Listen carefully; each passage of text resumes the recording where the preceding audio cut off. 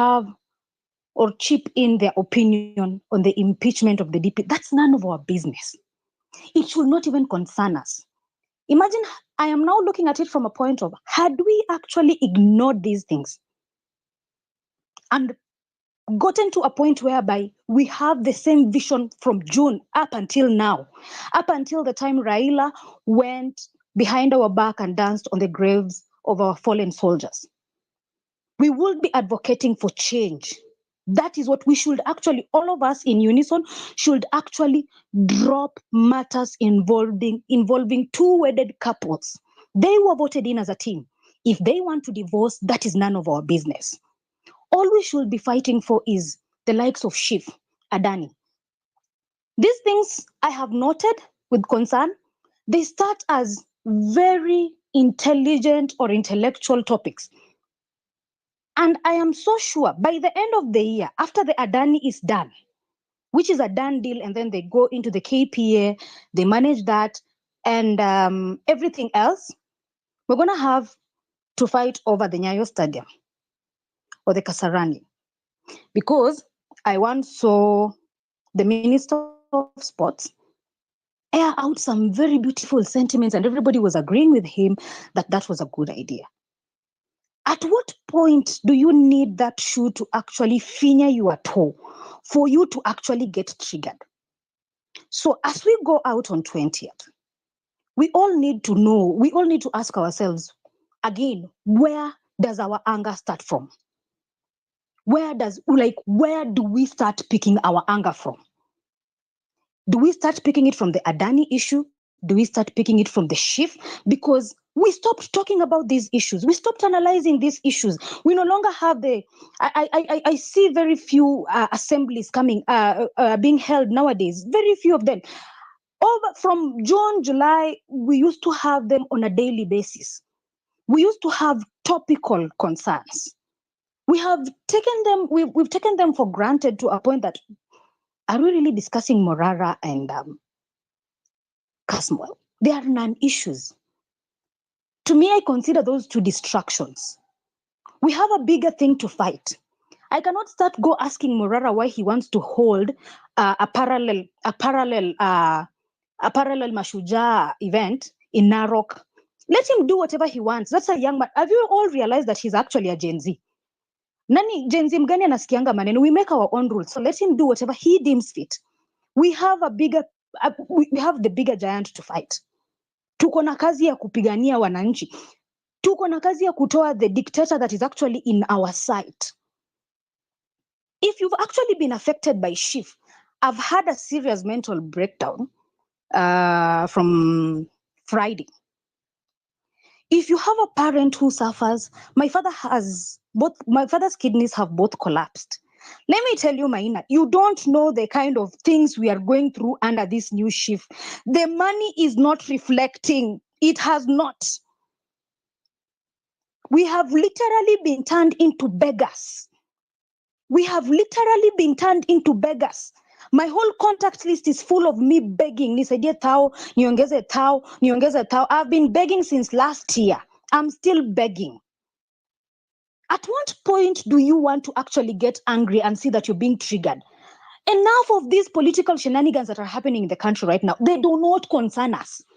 Those two were a team when we wanted to elect them. They were a team. They will continue being a team. I really don't care if one of them goes, if one of them stays. The bigger picture is, are we doing enough civic education and enlightening the mamambogas in our area? Because personally, I am doing it. Atieno, let's land in 1 minute. Okay. So what I'm trying to tell you is, let's go back to our prior vision. Re-strategize on it. Identify the new problems, list them down, and then come up with new solutions so that the next time we're holding this, we're actually holding new topics. We need our anger back because nothing has changed. Unless salary yako haikatwi, na bado haulipi housing, finance, or whatever that bullshit is, I don't see a reason why you should come to this space and actually talk about Morara and Caswell. All we need to appear is support. Let's go hold this parallel Mashujaa Day in Uhuru Park. and let's voice out our opinions if need be. If we will be heard, well and good. But at least the journey towards change is going to be painful, and let's be ready to write more RIPs because it takes more than just blood. That's all I have to say. Thank you very much, Ateno. Now, I want to go through first all the speakers who are here before. So there is Rivaldo, and then there is the other guy. So Rivaldo, I go with you for, please keep it at 3-4 minutes maximum, and then the other guy. Okay, thank you, DK Gift. I'm very grateful to River, Magori County. Now, it has been very interactive session, I think, for the past times we have been interacting on the space. But today I'm delighted when you brought in Mr. Eric, and I had some questions for him, though the network challenges has done this. So I will just contribute to the forum. So I think Atina said it all, and I can add just less. Atina said it all. It is time to bring our anger back. The things are not working. That's the fact. And you see, these people are now detrimenting issues. Now they have brought the issue of impeachment, of which I'm not interested whether the guy is impeached or not. The bigger elephant in the room is that are the blood which was shedded when we were demonstrating been recovered, been repaid? Have the blood done something, or they have gone in vain? Atino has also said about these things need not more just a blood, but more blood. It is not just a walk in the park. It's a fight. So we must stand, and we must fight. You see? Because these people also, when we have such spaces, they are also here, counteracting our strategies and getting some informations for them to utilize. So it is time we stand to fight. It is time, my people, we stand. As Gen Zs, as big people, let's mobilize these millennials, these old age people to stand and see the mess in the country. I don't have much. I thank you, DK Gift. Thank you very much, Rivaldo, for even keeping it short and sweet. Now, as we're going on, I see an amazing person who just came to speak up, panel, who we should talk to in a few. He goes by the name Nonini Mgengetru. Thank you very much for coming. Before I go to you, allow me, if it's okay with you, let me just go to two of the speakers we had who were just holding on, and then Nonini nitapatia chance utuongelesha, if that's okay. The other guy, are you here? I think I lost the other guy. Okay, let me go to what is let me go to masculinity, and then we'll talk to Nonini very quickly. Masculinity, habari leo?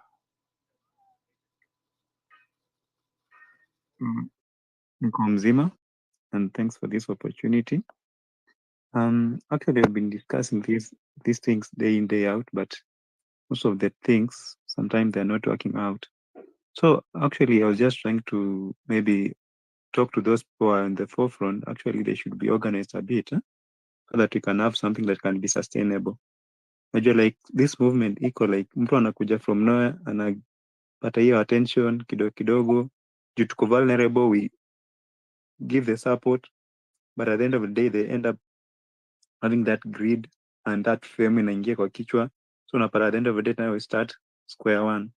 So I was just trying to urge, kama kutakuwa kama for instance venye Morara alikuwa at the forefront, like you are trying to push so that at least they can develop something like secretariat where now like everyone can be involved, alafu inakuwa maybe devolved in every region so that it can be strong enough for the future. Like we have a target maybe 2027, but here mmoja anakuwa forefront kidogo, anakuwa traitor, anashuka, mwingine anachukua, and at the end of the day tutapata tuko square one, juu unapata people lose hope along the way.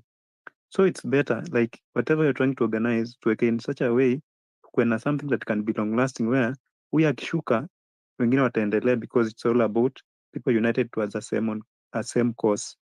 So I think that was my only urge. Alafu pia mambo na funding and stuff, we should have maybe something that can be controlling the contribution so that we can do crowdfunding, so that at least it can help all of us. Junapata sometime Koti is requesting for something here, Morara is requesting for something there, napata mwingine anatoka from nowhere na request this and that. At the end of the day, like, there should be a team. Like, if we have these funds at the same source, like at the same bag, itakuwa like we just have to budget, huyu anatumia hiyo anatumia na bora accountability. So utapata maybe huyu anataka kiatu, anasema changieni kiatu. Aisema like kulikuwa na 10 bob ilibaki kwa ile pesa ya jana, naweza nunua kiatu. So actually I think with that, tukifanya hii crowdfunding na tukue organized, we can go so far, alafu we'll achieve whatever we want. Because unasema kama about the 20th, the Mashujaa thing, after we celebrate our fallen heroes, at the end of the day, what next? So if you have a long-term thing, it will be easier and it will be organized so that at least it's a journey. Kuna wenye wataanza, kuna wenye watashuka kwa barabara, kuna wenye wataendelea. So once it's a movement, itakuwa so strong na itakuwa so focused mbali sana. Alafu unapata those people pia wenye wako forefront, actually I think ni family inawapush sana. So unapata mtu akifanya initiative, hataki mtu mwingine atokee from nowhere kama atamu overshadow. So unaona, kama unapata somebody saying anaenda Narok, mwingine anakwambia tutaenda Iruru Park. So now it's all about to seek attention, because at the end of the day we need something that will work. Like, we need unity. So we should be organized, and at least we should have the same common purpose. Unaona, juu alafu I think pia you people wenye mko at the forefront should learn to listen to your people. As much as may verify your accounts na badges, I think you're focused on getting impressions from here, maybe earning some huge pay from maybe Elon Musk, and at the same time you're forgetting our purpose. Umeona, juu unaweza kutakuja uran tuseme nimefanya hii, nataka hii, nataka ile. Yes, tutakimbia hapo tuseme, oh, you're doing the right thing.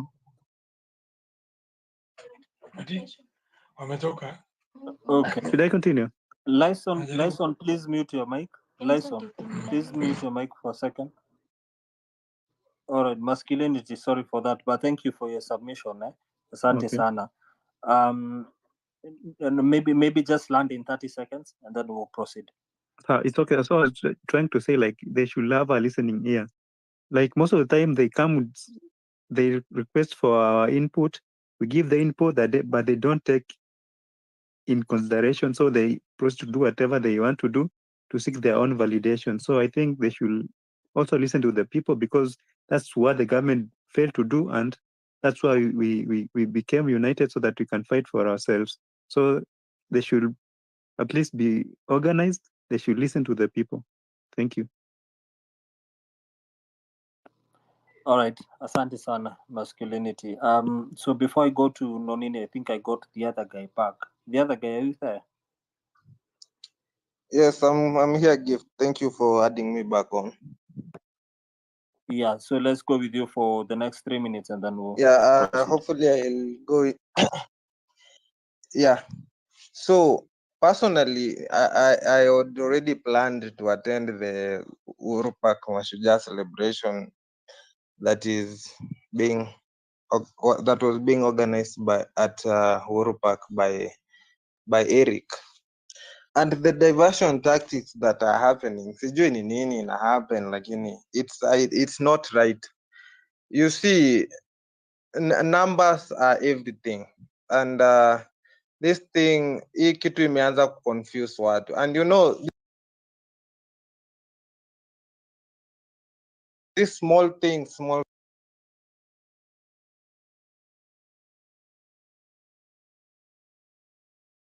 tunakupoteza the other guy. Okay, I'm saying yeah. Hello. Yeah, go on. Yeah, I'm saying either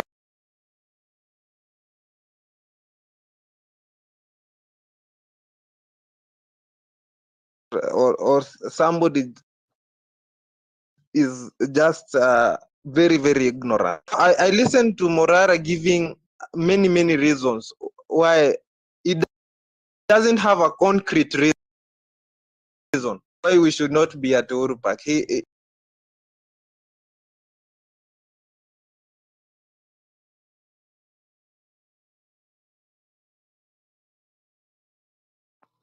boss connection yako ni mbaya. We keep losing you. And please remember, let's stay focused on the topic itself and not just necessarily one person's opinion on the whole day. Yeah, let's also stay focused, very focused on the whole topic. The other guy, I've lost you, so please, if you're hearing me, please just mute for a second, check your connection, and then we'll come back to you. Now, Nonini, are you there? Can you hear me? Yeah, nakupata. Unanipata fiti? Kabisa. Now, before nianze na wewe, I see two hands up, John and the Don and Kevin. So I'll come to you guys just when I'm done with Nonini. And Nonini, thank you for joining and being with us today. I know you do have something that you'd like to share with regards to Sunday itself. As you do that, I want to pose a question to you. Maybe it would be a good place to start from. There's a space we just came from.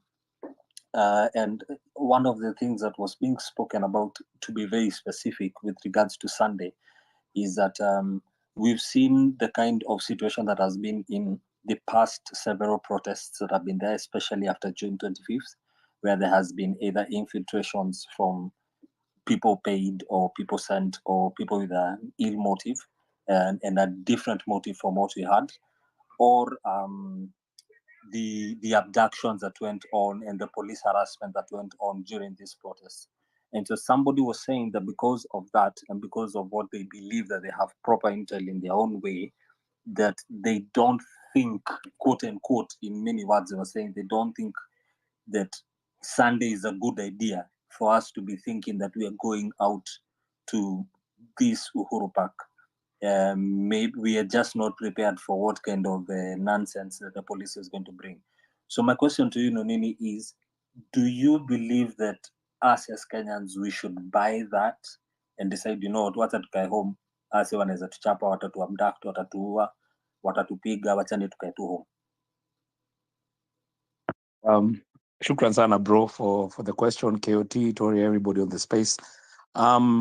First, I'll just respond to that. I don't think it's in my place to share a belief of what people should do on Sunday, because already the paths have been organized. The path has been set already. Unaelewa? Kuna watu wataenda Uhuru Park, kuna watu watafanya different things, and people are allowed to do that because it will be Mashujaa Day. Hakuna mtu alisema Mashujaa Day should be celebrated in a way they want us to celebrate it. Kila mtu anaweza celebrate how they deem fit, as long as hakuna destruction of property, kulut vitu za watu, you know, all those things that happen when things are being infiltrated by goons. Anybody is at liberty to do what they feel. I don't think I should be able to comment and say what I believe in or what I don't. It's Mashujaa Day. Na kama watu wameamua mi nda celebrate Mashujaa Day in this way, it's okay, it's allowed. Kuna hiyo freedom. Tuko na freedom ya kufanya venye tunajisikia. Unanielewa? So I hope that's clear. I'll be listening to this. Yeah, that's clear. Very clear. Okay. I've been listening to the space. So let me start by saying this movement should be decentralized. Let's not centralize it. Let's make it personal. Make it personal to yourself. Centralization will come, centralize the movement will come in its own time. Kuna time itafika where we'll need to centralize it, where we'll need people to build coalitions. Kuna people in different areas, different musicians, comedians, politicians, just Kenyans on X, on individual capacity have been talking and have been raising their voices. Hiyo ndio inamaanisha by kuwa decentralized. Hakuna mtu anakuambia tienda ufanye hivi. Watu we're not sheep wa kufuata watu wengine ama kufuata mtu yoyote. What you feel like doing for the movement, you do it. Unaelewa? That's what I mean by decentralization. When it comes for centralization, we have the likes of Akina Honorable Omkia Omtata, we have Akina Onyonka, we have all these people who are doing good things, Kina Eric, all these guys. Itafika time where people will need to centralize. Sasa watu wakae chini, so that we move with one voice. But it's not that time yet. What's the objective for this week? Objective a week is simple. Ni Mashujaa Day, na ni celebrate the fallen heroes, the fallen Gen Z who are killed. So this week, for the first time, I have a feeling that is personal to me, and I'm attaching to the day. And I celebrate. Na stay celebrate ati kwa furaha, ati shangwe na vigelegele. For the first time, niko na kitu inani attach, yani feel like kusema happy Mashujaa Day. It's always been so casual. Tunapostigi tu what a flag of Kenya, watu wanasema Mashujaa Day, but what does it really mean? Now it means we have heroes who died, trying just to fight for Kenya, trying to fight for a finance bill that was punitive and they were short. Now I have something to say.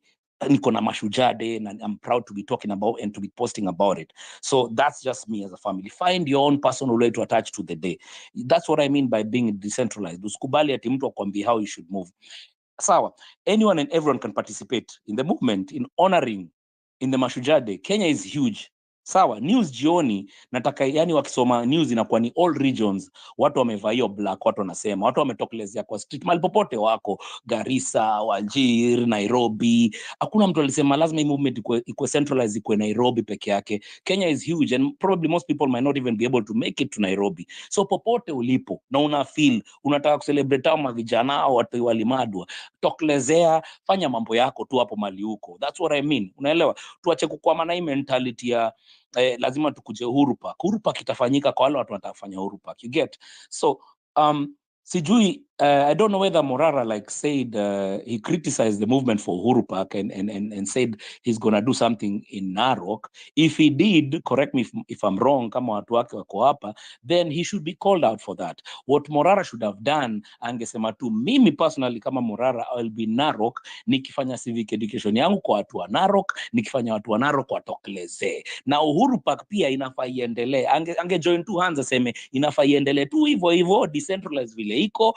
watu wa Uhuru Park watokelezee. But if you criticize one and you want yours to be the legit one, hapo umekosea. Same happens to the people doing the Uhuru Park one. Hawafai criticize movement ingine, wanafaa kusema kama kuna movement Mombasa, tokelezeni, si kila mtu atatokelezea Uhuru Park. When one starts to criticize the other, hapo ndio so unaanza ku lose legitimacy, if I'm coming out clear. So also, my people in the diaspora, you can participate. Si watu wa diaspora tuko mtaani, but tungelike kuwa mtaani. We are trying to organize something in DC, but if that even like doesn't materialize on an individual level, people should do it. Like post a picture on your TikTok, on your Twitter, on your X, on your Facebook, chafua scene, post a picture of those kids. All these pictures are everywhere. Post it in solidarity. Hata kama uko ground. That's for people up in diaspora. Me, I will post a video of the song Offended, the first verse, where I've mentioned some of the names of the fallen heroes.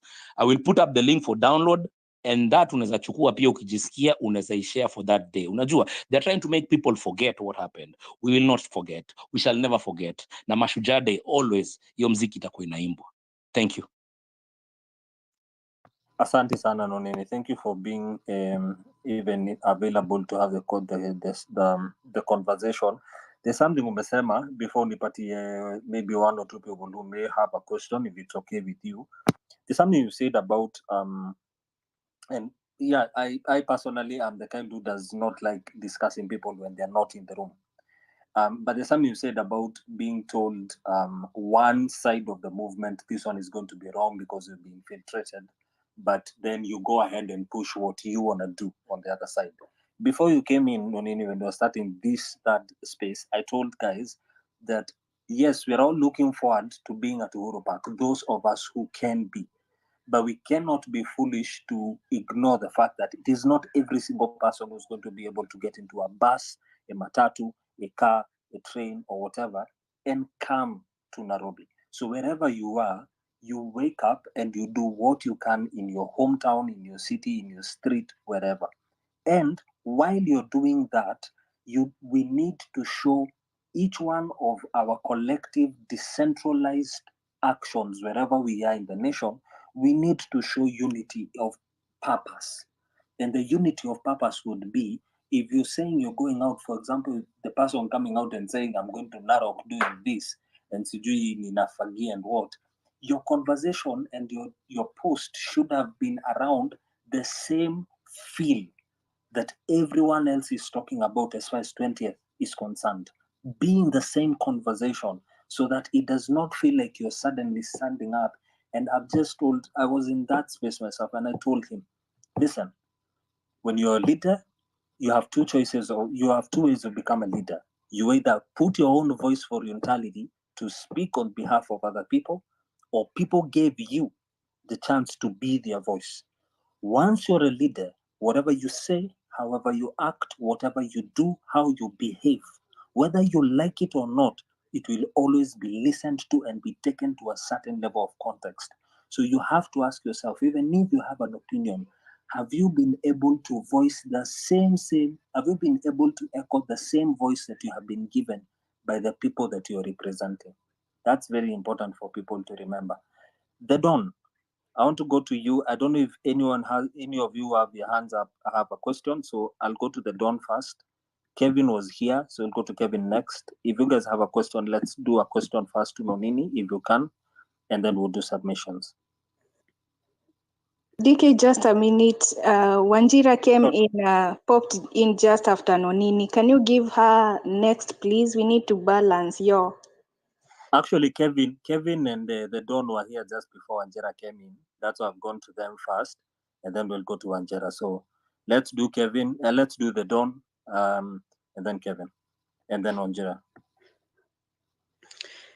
Hi guys, I'm audible. Yes, you are. Thank you for this opportunity. Mine is just some few words.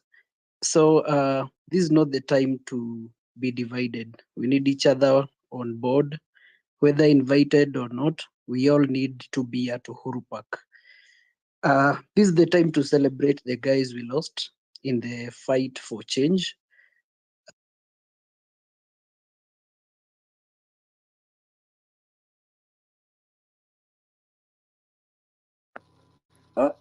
Nimepoteza huyu. Is it just me? Kevin, are you speaking ama tena Starlink yangu imeharibika bana? Hata ni the Don alikuwa anaongea. Sasa nilikuwa nikuulize hii Starlink yako ndogo unataka aje shwali?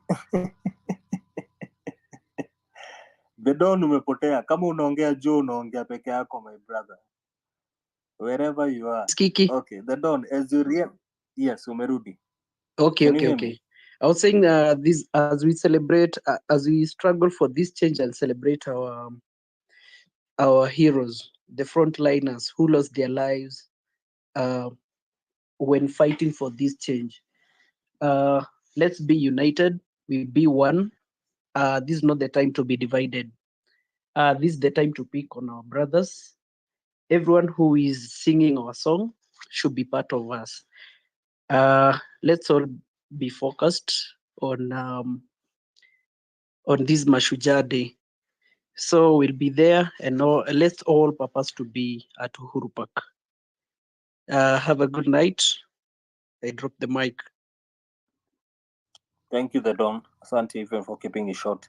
Kevin, I'll go to you, and then we'll go to Wanjira.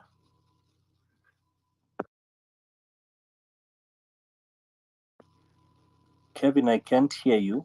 I see your mic open though. Can anyone else hear Kevin?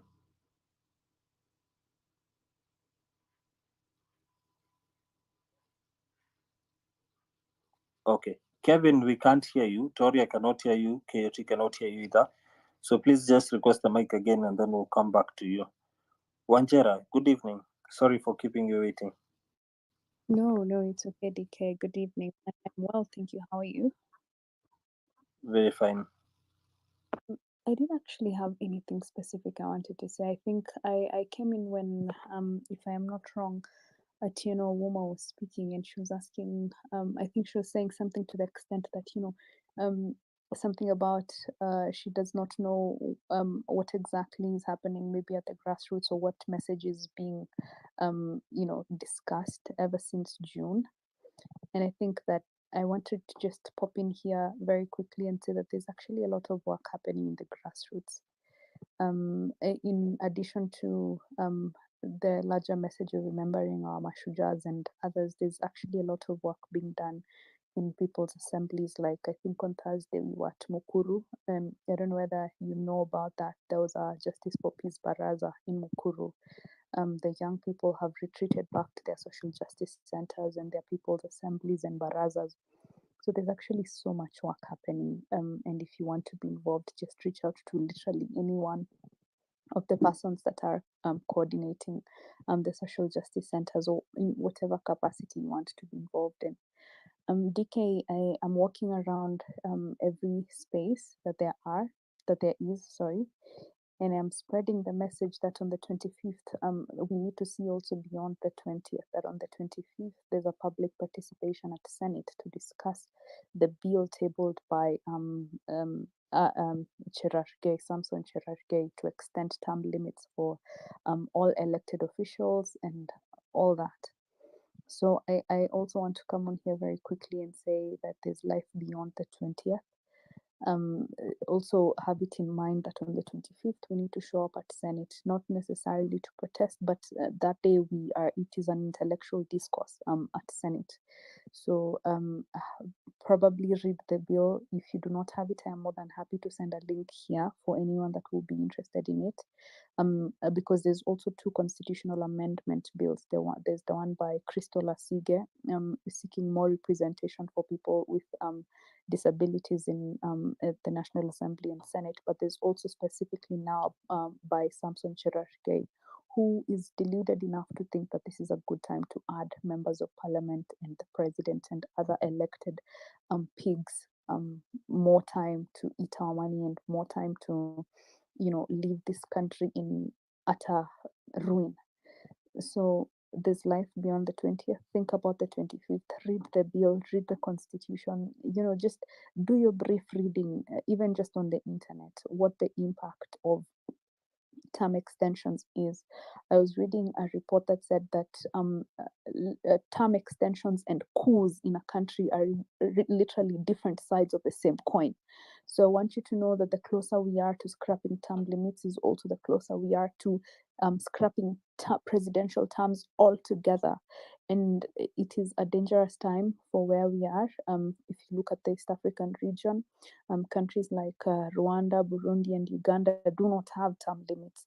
And that wave is blowing towards Kenya, and also what is happening in Suluhu's country in Tanzania.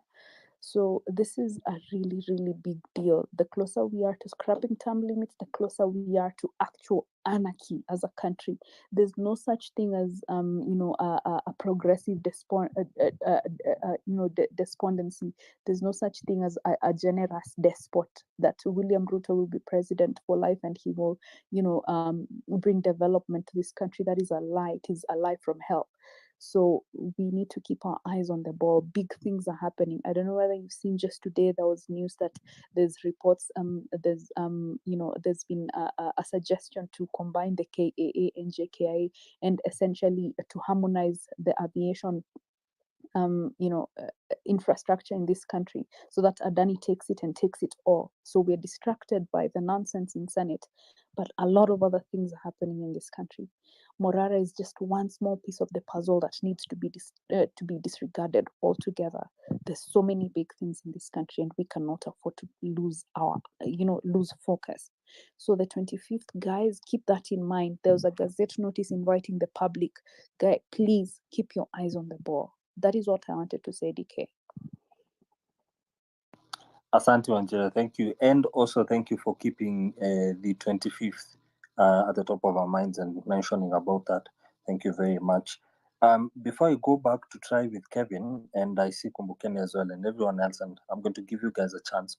Nonini, I want to give you a question that you can answer me in a minute, if that be okay with you.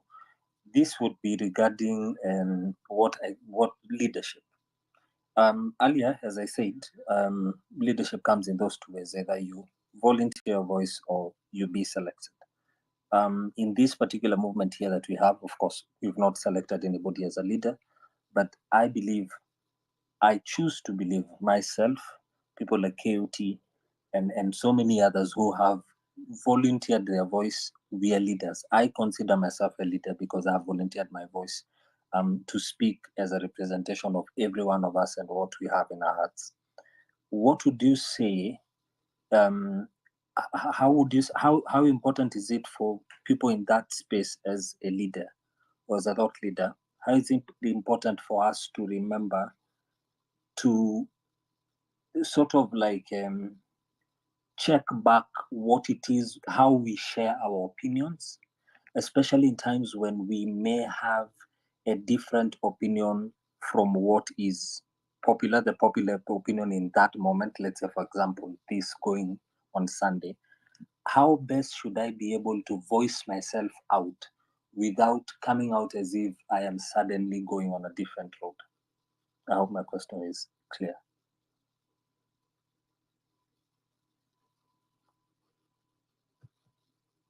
Nonini, are you there? Yeah, Pole, I missed that. Was that supposed to be mine? Ebu tafadhali, Ebu just rudi again. Yeah, sure, no worries. I wanted to ask with regard to leadership, and I'm asking you as someone who your music has placed you in a place where you used your music, you had a voice you placed out there that has put you in a place where I would call leadership in its own ways, in your industry, in your world. And that's how I believe that leaders can be made. Either you've volunteered your voice or you're selected. These are movements, we've not selected anybody. We have people like myself and KOT who I believe we are leaders because we have given our voices to that cause. How would you advise it best for someone like myself or KOT to, in the best way possible, share our different opinion in something from a popular opinion that is amongst those that we are actually representing with our voice, and not seem as though we have diverted or end up stepping a toe?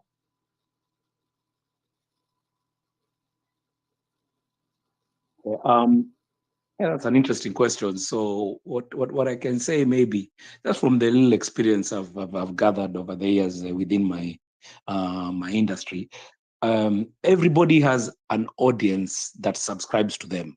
Whether you're KOT, whether it's UDK, everybody and everyone has an audience that subscribes to them. And by audience doesn't necessarily mean ati tu social media ati X. Kuna watu mabeste zako kusikiza, family, brother yako, kuna mtu ana value your opinion. And if anyone values your opinion, then I think you are a leader. A leader is not necessarily somebody who's in government. It's not somebody who's a member of parliament. It's not a senator. Your opinion that shapes how people move makes you a leader. So to me, it's important for you, once you realize that. Not many people sometimes can articulate leadership. And many people do not know they're leaders. Some are not aware. Watu wagatu wana move, but they're not aware they're actually leaders. There are people who tweet out here, they're on X spaces, ama huku kwa X, tu wanaongea vile wanajisikia, but kuna watu wanawafuata, and those people subscribe to that. So I think the major important thing is for us to realize that we are leaders in our own little small ways, whether big wig, small wig, we are leaders in our own ways. And once you realize that, then it's important now for you to move with that awareness, and now so unakuwa very, how can I put it, unakuwa very intentional about it. So kila mtu yuko na leadership skills, and as we speak right now, movement yenye maliko ni, I don't think we require that one person to burden all these problems of Kenyans to that wendo utatutoa utatupeleka kana na pana. Sisi wote ni malida hapa.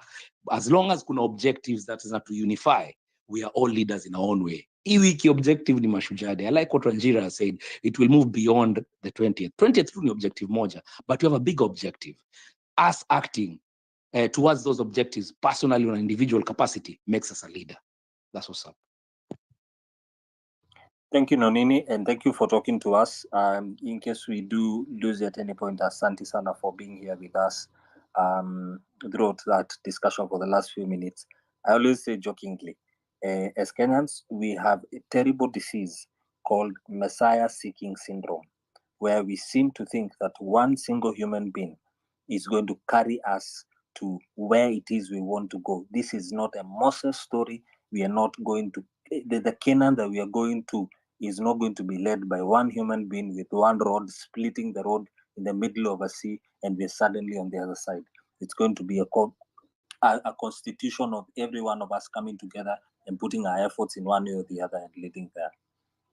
Kevin, I lost him, so I'll go to Kumbukeni, and then now I'll go to some of the people. Lyson, I saw Lyson was still there, A. Patrick, Mbuzi, and then we'll go to guys like Farah. I saw your hand up, Farah. But I have Lyson, Mbuzi, and Akina A. Patrick, and Mweru as well. Kumbukeni, how are you? I'm fine, asante. Mi sina mengi, so I second everything that everyone has said. The only reason I came up was, oh goodness, I think Nonini, I think it was Nonini, was saying that he never had any reason to celebrate Mashujaa Day until this year. And just the name Kumbukeni is very intentional, which means reaching back to our history, to learn our history so that we can use the lessons from those, what we learn to move today. So we cannot forget that the first heroes of Kenya are the Kenya Land and Freedom Army, the Mau Mau. And even as you remember the people who we're going to be remembering from the protests this year, we cannot forget that the beginning of the fight for liberation in Kenya starts with the Kenya Land and Freedom Army. So just wanted to remind us all, for those of, and I don't blame any single person because this is not taught in the schools. I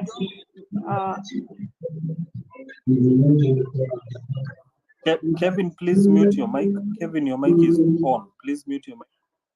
Kumbukeni, please go on. Haya basi, asante. So mimi silaumu mtu yoyote kwa sababu we're not taught this in school. They don't teach us about the Kenya Land and Freedom Army. They don't tell us how much they were heroes. They don't tell us that a lot of us have our land back because of them. A lot of us have our freedom back because of them. They don't tell us that.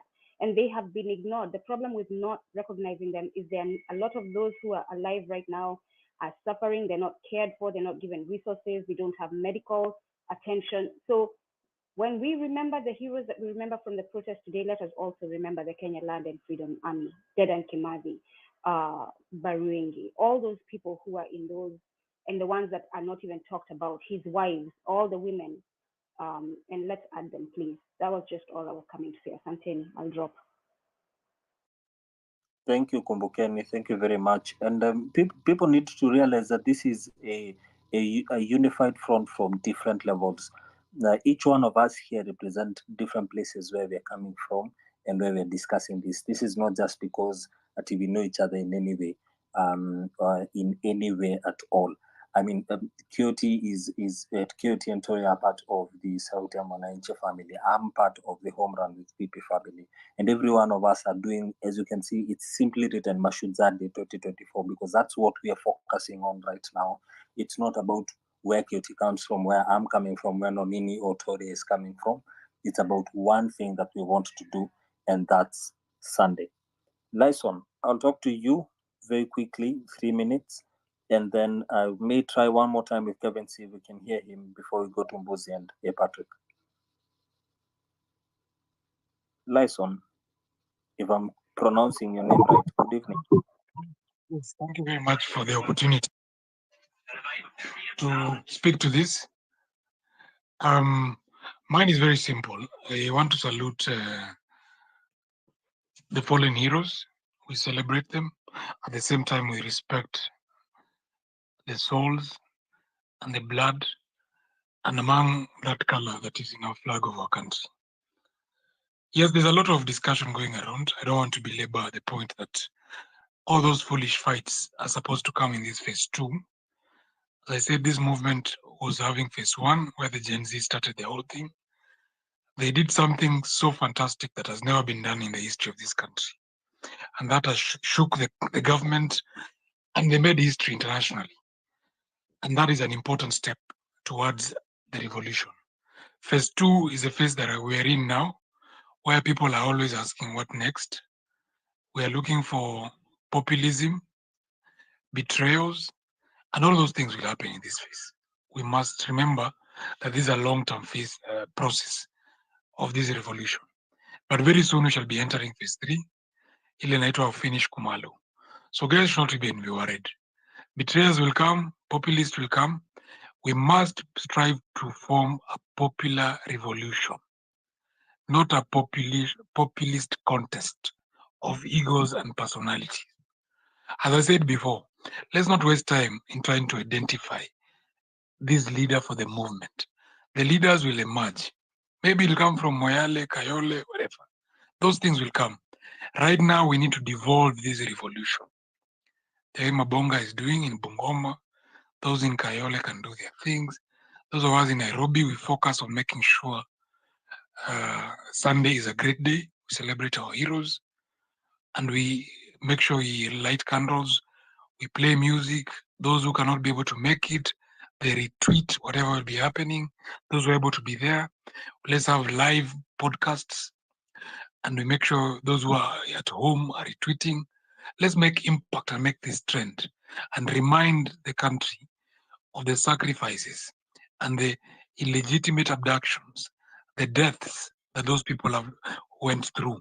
The sceneries must be in the faces of the people of Kenya to remember how our dear brothers and sisters were maimed, killed, brutalized by police for simple reason exercising their rights. So that is the most important achievement we want to achieve, and that will make a difference from the other celebration that will be there for those who are going to celebrate heroes of looting, heroes of themselves riding in big cars and all this crap of corruption. And we must also remember that on this occasion, we must rally all our friends to devolve this revolution. Those who are able to go to Narok, no problem, join the team that is there. Those of us who will be in other towns, do something in whatever small way you can do. I encourage people not to think about big groups or rallying around an individual. That will come later when we start consolidating the national movement. For now, let's devolve the movement and do small things within your estate, village, household, WhatsApp groups, to just try to tell people that this country is on the wrong direction. For me, I'm very keen on Nairobi. We are starting Vugu Vugu Letu will be the change in Nairobi. Our target is to make sure that we bring Governor Sakaja to book. He cannot be a governor of Nairobi. And the people have been tortured in this town, abducted in this town. Some are in Kware, and the governor of this great city doesn't talk about it. We have been ignoring the issues about his fake papers and all these things. I'm one of those people who don't believe that we should judge people by their education or whatever, or age. But Sakaja is increasingly proving that he's fake. And on that material day in Uhuru Park, if we get a chance, we'll make sure we address to it. We cannot have a governor who the people are being abducted, the people have been tortured, people have died. All the people, the other time there was a gas explosion, the lives were lost. All the governor and his team talk about is facilitating burials. Ati tutatoa pesa ya matanga, tutasaidia those families, which they don't do anyway. But at the end of the day, they never go to the king of the issue. I've never heard Sakaja pursuing the matter, or even his officers with the DCI. What is happening? Where are people complaining they're being abducted? The MCAs. So let's start holding these officers in account. Nairobi contributes 60% of the economy. I'm very keen. Those of us who want to be this can always, we can follow back or we can DM. We want to make a movement that will make enough noise within the city. And the MCAs, those people who are in the counties, sub-counties, let's start auditing those books of those county administrators. Remember, a member of parliament has an office called county administration, where all projects, all tenders for the county, for the constituency should be, and their public information. Anybody can walk into those CDF offices and ask for those documents. So please, guys, let's do the small things. The small things are the ones which are going to make this revolution work, not the big thing. I've been against the things of the party, but I don't mind those who are doing the party. But that's an unnecessary issue for now. Just to, as I learned, those things will come in place. We should not waste our time trying to look for these old politicians. As Eric was saying earlier, it's time for change, and change starts with you. And you guys are ripe for leadership. Those who are trying to rally us behind individuals, no names, or those with big wigs, I don't know what you call them in these things, that's all crap. Revolutions don't recognize all these things. If anything, the people who have a lot of followings are the easiest to sell out and to betray. And you have seen it demonstrated by those people you have tested in these forums. So I want to encourage all of you guys. It's not lost. We are just in a phase 2. The phase 3 is where everybody is going to be hurt. Everybody will be hurting. Everybody will go to the street even without being told. But as we go to phase 3, let's start making structures. For those of us who want MCA seats, focus on your area. Those who don't want, but they want to keep the governor or the counties or the MP on check, visit those county offices. Go and get information. Once you get information, put it on these spaces. And once we are in these spaces or in social media, people will pick those issues and use it Those who want political seats can be able to pick that. Those who want great talents like Nonini to use your songs in terms of making the documentary or whatever they're doing, we can pick it from there, because these spaces are just media. It's just a media. It's a river of ideas, a river of revolution. Is like a sea which carries ships with oil, with goods, with mitumbas, with whatever, with hides, with coats. The social media platform is just a platform, but it's not going to make any president. It's not going to make any MCA. It's not going to make any leader from these spaces. You'll be here. If you don't have your boots on the ground, forget it. The real battle is on the ground, and politics is local. Remember, you guys were in war. This is a political warfare. It's worse than a military warfare. We must operate as sectors, whereby one sector is pursuing the artists, the another sector is pursuing comedy, another sector is pursuing the legal issues and law issues, and keep reminding all of us through this media called social media. Another sector is pursuing other dirty things that will be done, will not be said in these spaces. Another sector will be pursuing other things of fighting in parliament, like those great lawyers, and many other sectors, artists, those people can be able to paint. So we must be in a sector where you can be of use. But let's not waste our energy rallying around ourselves, any individual, because you will be All right. disappointed, will achieve nothing. Thank you very much, Alan. Thank you, Lyson. Thank you very much. We need to devolve. We need to decentralize. In the year 1992, when the country was trying to get itself in a place of freedom from being not only a single party country and nation, but also moving into a new regime. And when it was at the very height of a change that was to come, the man at the top of the seat made up a group that we all know about. And there's one particular story that has always interested me about it. When everything was so heated up and the opposition that was there towards the government at the time was heated up and making things go riled up and wild up, there was a meeting that one day was able to be planned between the government and one of the strongest voices at the time, who happens to be father of one of the big figures that we have now in the current politics. And this was a very secretively made meeting, which I have always believed that was not intended to actually happen. But what was intended for was to send a sort of discreditment towards the party that was opposing the government of the time then. Why? Because no sooner had they called the meeting and planned it to be so secretive and outside Nairobi and it will happen. Soon as the meeting was just about to happen in a few hours, information leaked into all media houses that this meeting was to happen. And what happened after that? It caused a lot of squabbles within the people that were trying to cause a revolution at the time. I stand corrected by anyone who knows more about the story than I do, and they can correct me if I'm wrong, but I've always believed that was something that was done just to discredit and to discontrol. And that is exactly what is happening right now. This is a political war, like Lyson said. It was not going to be expected to be easy. It was definitely going to get to where we are. It probably will get even a bit worse before we get to the solution and where we want to get to. Mbuzi, let me talk to Mbuzi and then we'll talk to Mweru. Then we'll go to A. Patrick. Mbuzi, are you there? I hope Mbuzi was okay. Mengo Kibet.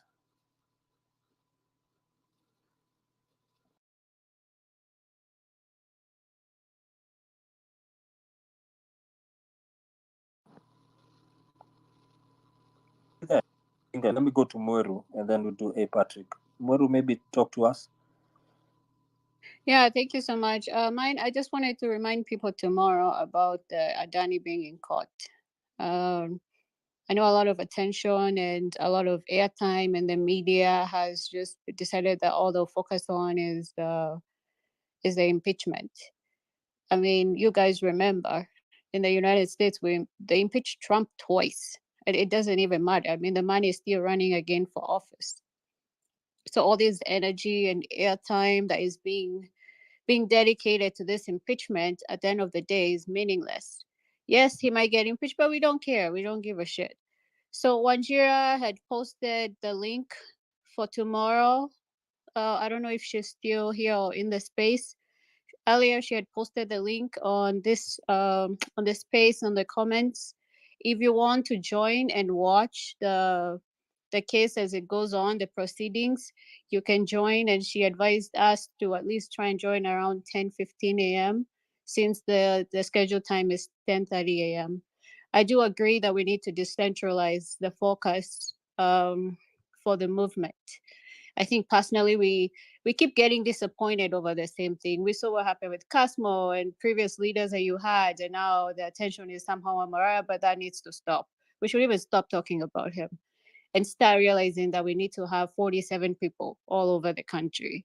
And even as we conduct these spaces, let's realize that amongst ourselves, there are people who are in all these different counties that come here and air their opinions, and they're also potential leaders. So we can also focus on nurturing people, but we have to ignore the rest. Let people do what they want to do.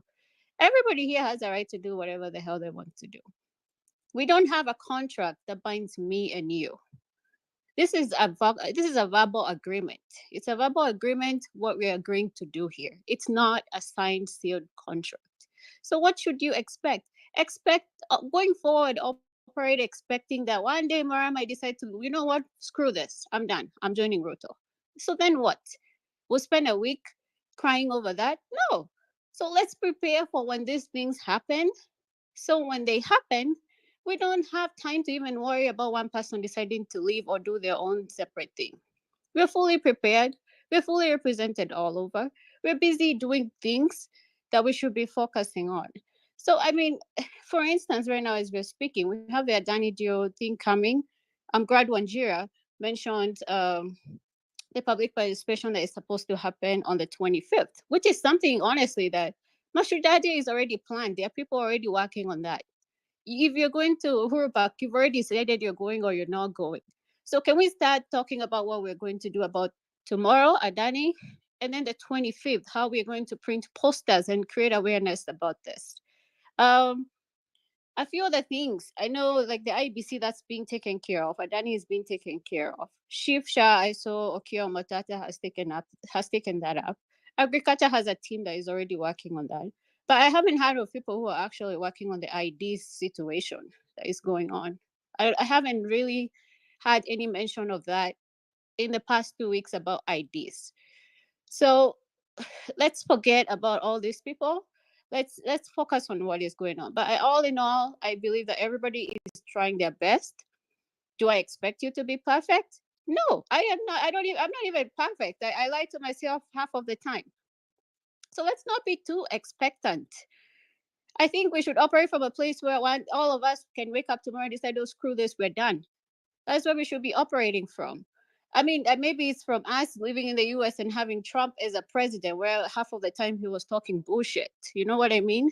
So I'm accustomed to that. I don't expect a leader to stand on a podium and address me correctly. So let's not be too expectant. Your expectations are the reason why you were feeling disappointed, because you're expecting too much of certain people, which is not realistic. Expect a lot from yourself, not another person. We're not sheep here looking to be shepherded or looking for a shepherd. We're all adults.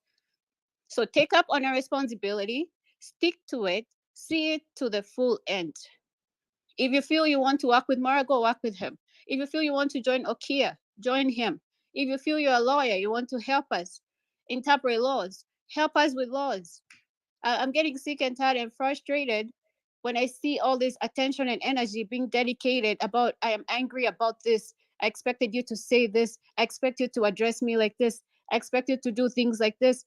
No, you have no right. You have no right. Nobody owns you here. We don't have a legally binding document. You're at liberty to do whatever you want to do. But I don't have a right to expect so much from you as an individual. You're not perfect, and I'm not perfect either. So going forward, let's focus on results and yields and then find ways to contribute to the movement. That is all. Thank you so much. Asante Molo. Thank you very much. I have a Patrick. I'll try and boost you one more time after Patrick. Patrick, how are you? It's not Patrick Buana, it's Patriot. I don't know why you oh, I'm sorry about that. A Patriot voice. Yeah, Patriot. Okay, so I've been listening the whole night. I know I'm supposed to be at work tomorrow, lakini nimesema siwezi toka hapa bila kuongea. And I feel like every single person that has spoken here, you guys the thing that you have in common is you're trying to make people angry, and I get that. Anger is a good thing, but at the end of the day, anger is an emotion. Anger fades. The thing that you guys need to understand is that we need to be fearless. Like when you lose that emotion of fear, that's when anything can happen. This is a good opportunity for everyone to participate in this thing. I've actually personally been waiting for some day that I can actually participate, since I work from Monday to Saturday, and this one will be a good opportunity for me to actually step out. And even if it is memorializing our Shujas, I'll do that. But then it has to be a common goal. Sadly, I have to talk about this. I saw Morara entering. He was given speaker. I think maybe he realized that Enrico was also in the space and he left. I don't know how to feel about that, and I will not I won't expound on that. But what I can say is, for the past 2 years, I've seen my salary slowly decreasing as everything is increasing, and that one gives me sleepless nights. And the work that Enrico has been doing since last year has been really commendable and admirable. I've been following his work, and every time he used to go there and demonstrate, I used to want to be there with him. And guys, wherever you're from, ukiwa umetoka Nakuru, umetoka Laikipia, wherever you're from, if you want to participate in this thing, make it known to your community. Make your friends participate from wherever you are. And every person who's in Nairobi, please, meeting point. It's supposed to be Uhuru Park. Let's meet there.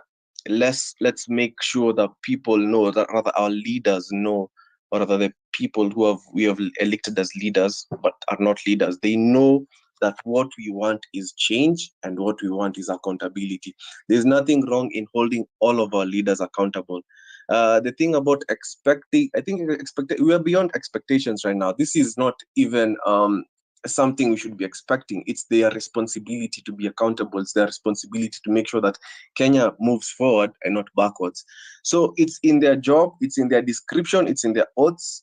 And if they cannot do that, please, tafadhali uende nyumbani, and Sunday I'll be there. That's all I need to say. Tafadhali, yeah. Don't be I think angry. Just be fearless. Tupatane huko Sunday. KOT, personally, I want to meet you. Hi. All right. Thank you, Patriot's voice. Asante sana. I will ask Storia to help me with the mic in this next hour as we talk to some more people. I know you have Farah, I have Kim 001, Sparks, then Akina Jumuri, and some few more requests. So when you come up, please let's keep it one within the conversation we're having. I like what you said, the last speaker, that being fearless first before running on the emotion of anger may be the best direction. The truth of the matter is, anger can definitely work in certain ways to make you rise up and go to a certain place. Like Atiano, there's a way she broke it down when she was speaking earlier. But however, the thing about anger is, like, it's an emotion. It's nikangata. At some point itaisha. Now you need to keep coming back to refuel it. And the problem with it is sometimes you may be just a bit far away from the next fuel station where you need to fuel your anger one more time so you can get all boiled up and get out there and do something. Instead, work on the fact of the matter is, we're in a government that is being run like forgive my language, choo ya mtu, and this one is nobody's toilet.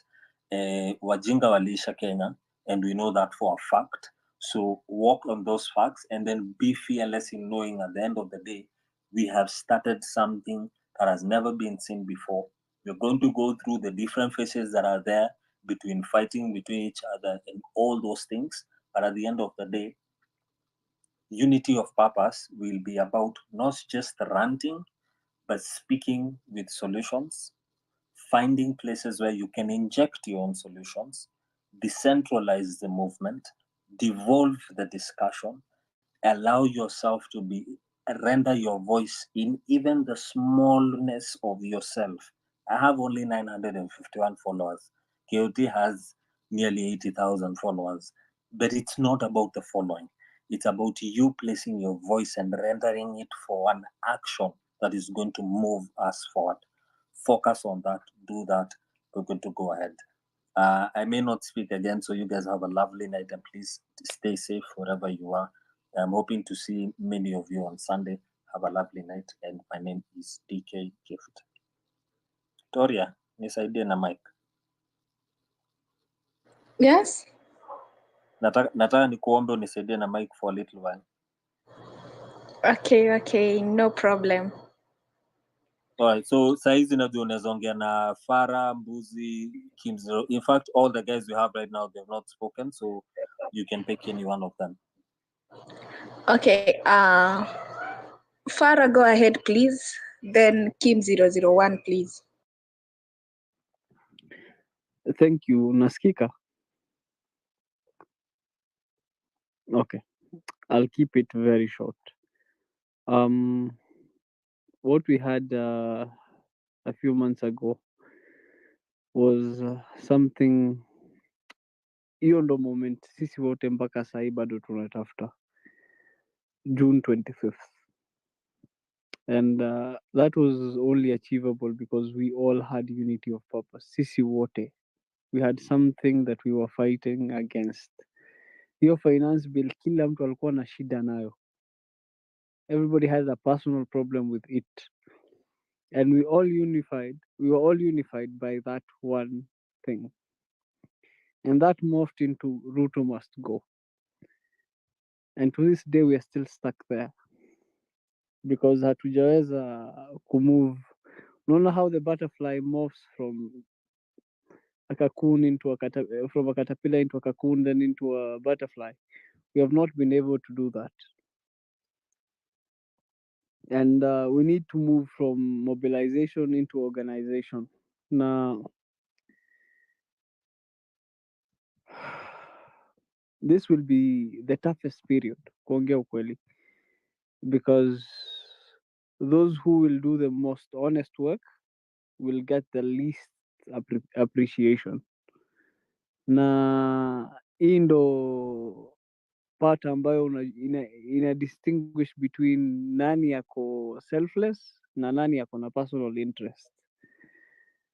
Because when pushing and urging for agitation and better prospects for your country is supposed to be similar to mzee ama an old lady or an old man planting a food-bearing tree, knowing that they will never sit under its shade, nor will they ever eat from its fruits. Kwa sababu wale waliopigania nchi na wale waliopigwa risasi na kufa in June and July all wanted one thing: this country to work for all of us. And that should be our one unity of purpose, that this country should work for all of us. And there are those who are our shining lights. Kuna wale wako mbele kidogo, wale wanafanya zaidi ya wengine. Na you can never delegate your patriotism to somebody else. You must stand up to be counted. Hiyo yani kusema mimi nimeachia mtu mwingine afanye, haiwezekani, kwa sababu wananchi wako ni wewe. To the extent that I really love arts. Na Eric Wainaina said, hakika ya bendera ni uthabiti wangu. So it is your integrity, wewe, in a personal capacity. You as Book 10, you as Nonini, you as Toria, Kevin, you as a person, your integrity that gives meaning to that flag. And you must understand that.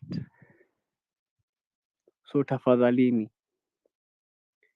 we might have personal differences, but when it comes to the collective, let us not differentiate. Not all of us have our financial situations in order.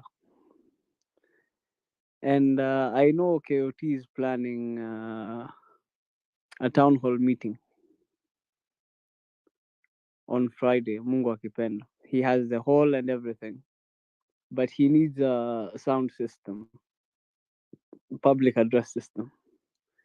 And it's going to cost him, I think, around 4,500 to 5,000 shillings, as per what he told me. So tafadhalini, let us support him in whatever we can, but wewe pia, in your personal capacity, jiulize. You don't need to answer to us, but answer to yourself. Vile tu unalaumu mababu zako hawakugawiwa shamba wala hawakugawiwa chochote wakati ya independence. Where will you be during our liberation? Thank you. Thank you so much, Farah. Kim 001, kindly. Kim 001. Hi everyone. I hope I'm audible.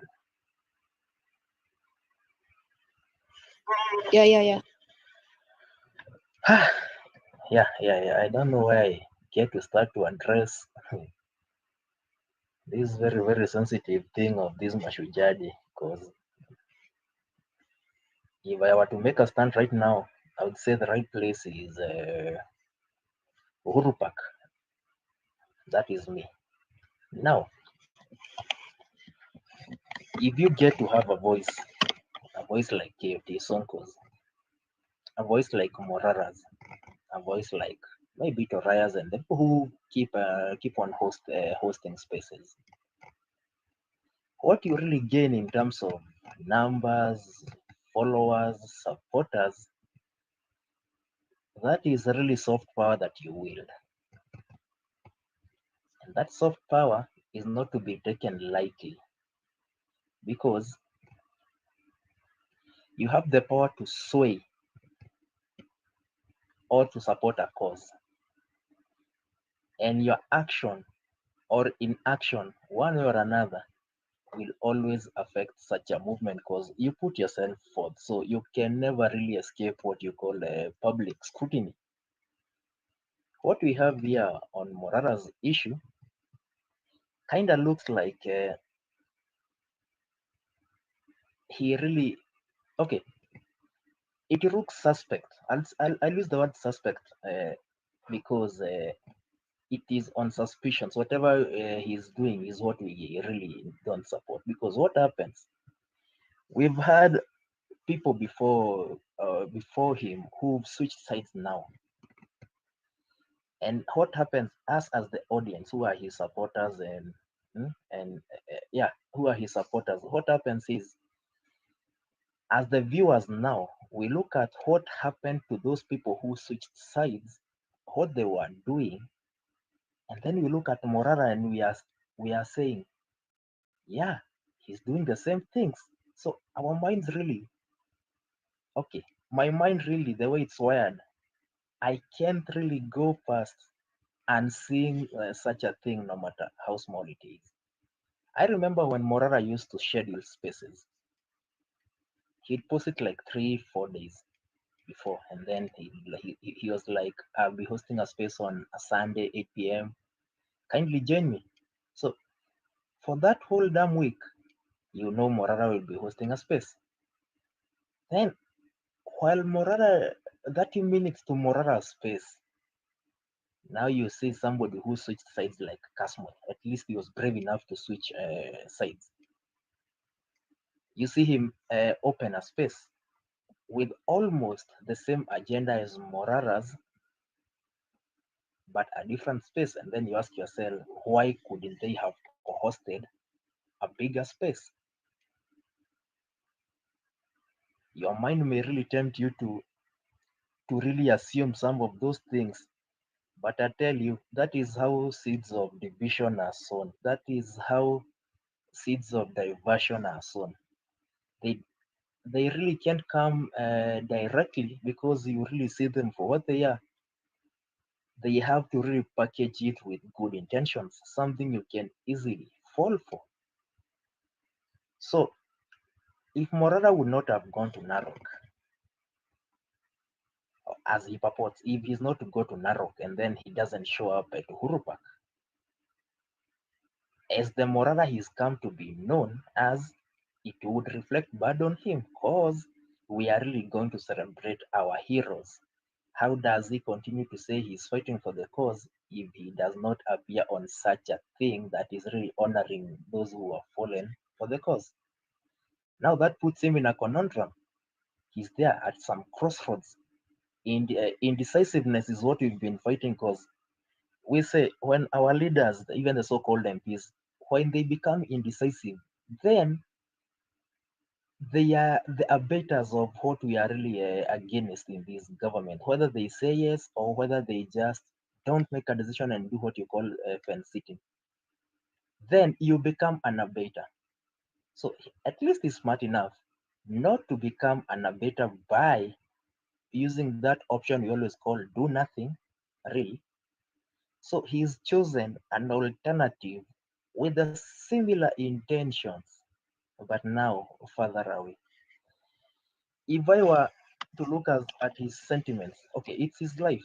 If I were to look at his sentiments critically about security and what have you, I tend to see that Uhuru Park can always be a safer ground than what he attempted to do at Boma. So what could go worse? I'm looking at the places traveling to Narok. If the road to Narok is that Maimahio route and all its very weird terrains, then I believe that is the more dangerous course for him to undertake, not the Uhuru Park thing. So, in as much as we would really try to avoid smearing names around here, really, we are just speaking against the actions of the day, not really against Morara in person. I said we support people uh, for their principles, for their causes. What are they really fighting for? Do they align with us? What are their goals? Do they align with ours? At some point, as Kenyans say, ukifika stage yako wewe shuka. I'm still human. I can change my stand, my belief, everything, whether I'm bought or not, whether I just gave up or not. But I can change because I can, simply because I can.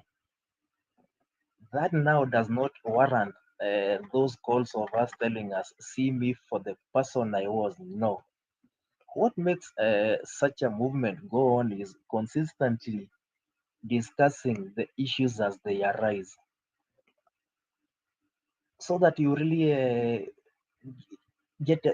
you really get done with such stuff, so that they do not become issues later that you cannot really get past, and then they'll become a very divisive thing, and then you'll see these TL very dramatic, and then we'll have said that we lost a cause that was very good for such a country. I would really hate us to go that way. So if anybody, I saw Mondi here, and I also saw Morara in this space, and then he saw Mondi, and then he dropped as some speaker ascribed to.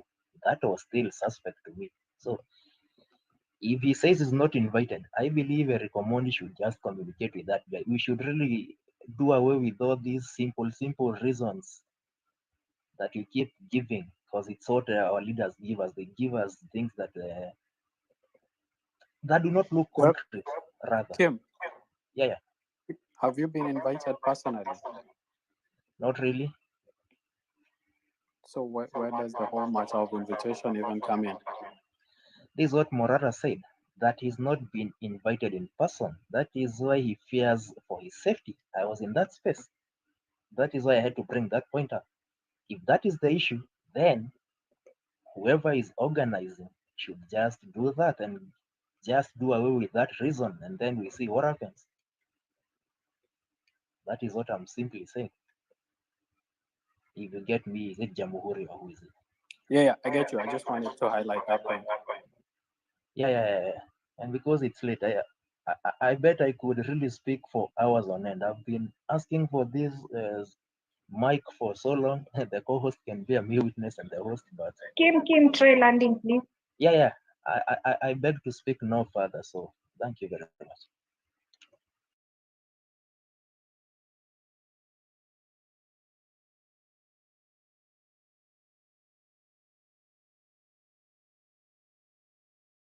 So thank you, Kim, and I'll give it to Jamhuri. Kindly 3 minutes each. So Asante Choria. And Kim, I thank you for your submission. I just wanted to highlight that point that I also know about Uhuru Park. Nobody has reached out to me personally. Nobody needs to reach out to me personally because this is a movement and we are all in it together. And in this animal farm, no animals are more equal than others. We are all in it together. Kuna kitu mi acha sijui nianzie wapi. Najua kuna wengine hapo wachanipiga mawe, lakini if it quacks like a duck, walks like a duck, tafadhali wacha kuuliza kama ni mbuzi. It's so obvious, and sometimes we take too long to see the obvious. I've hosted spaces that deal with religion, and one specifically was about Shakahola and how so many people were. I think Shakahola is much more complicated. There was government lapses, etc. But the way people follow religious leaders is that they put down their critical thinking and decide mtumishi akisema kitu amesema, and he is right because he defines what is right. And I really think that tunabebewa akili because tunajikubalisha kubebewa akili. Kuna kitu Mwero wamesema, which is that at the end of the day we need to remember why we are in this individually, and not outsource our citizenship to anybody, any person, especially any person who claims leadership before people even bestow leadership on that person. Nilikuwa kwa space fulani, and in that space kuna mtu aliongelesha Morara akamwambia, mimi Morara, I am one of your sycophants. Huku TikTok mtu akiongea mbaya kukuhusu mimi ni mimi na namtusi wa kwanza. And I was thinking to myself, oh my God, did I just hear a grown man admit proudly that he is a freaking sycophant? Tunaenda wapi? Alafu ni sisi tutasema ng'ombe ni ng'ombe tu na tunaongea nazo. Anyway, I really think that we cannot afford to lose our critical thinking. We really cannot. And our critical thinking ni kumaanisha we need to focus not on individuals but on principles and issues. Issue ya governance ni issue ya governance. Issue ya justice. Just the other day, kuna huyo mzee aliongea kwa Citizen TV mwenye alikuwa hakuweza kwenda dialysis yake, and it was a human moment that our collective psyche was captured by. Hiyo time I think ungeitisha maandamano kuhusu shift, we would have been there, right? The same thing about Bruce. That was a human moment. And but somehow every time there's something really serious, there's always some distraction hapa X na kwingine. And so some of these elements of a duck quacking like a duck and a duck walking like a duck, I think at some point we just need to admit to ourselves that the duck is a duck. Sisemi mengi kuhusu hiyo. Concerning Mashujaa Day, these are people who died literally death, kukufa. Their families are still agonizing. Their families are still in deep pain. And having a day to not only memorialize them, but to commune with those families is, I think, something very sacred. This is not merely political. And so, wakati only a few days to that day, someone with a very influential status decides that, okay, let me just divert attention to kwenda kufagia Narok or some other county. There's something seriously problematic about that. And I think most of us can admit to ourselves, even while supporting that particular person with an influential status, right? There's something seriously problematic. I wish we were saying tutaenda Narok kuferi watu to Uhuru Park. Ama tutaenda Narok to have a chapter of whatever is going on in Uhuru Park.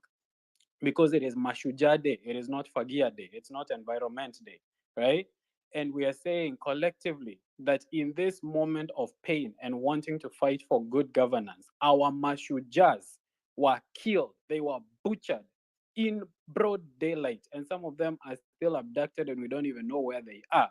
And we will unite as a people in one voice, a cry to the heavens and to anybody who is wishing to listen, that we have not forgotten about our heroes. That to me is sacred. It is not even anywhere close to trivial.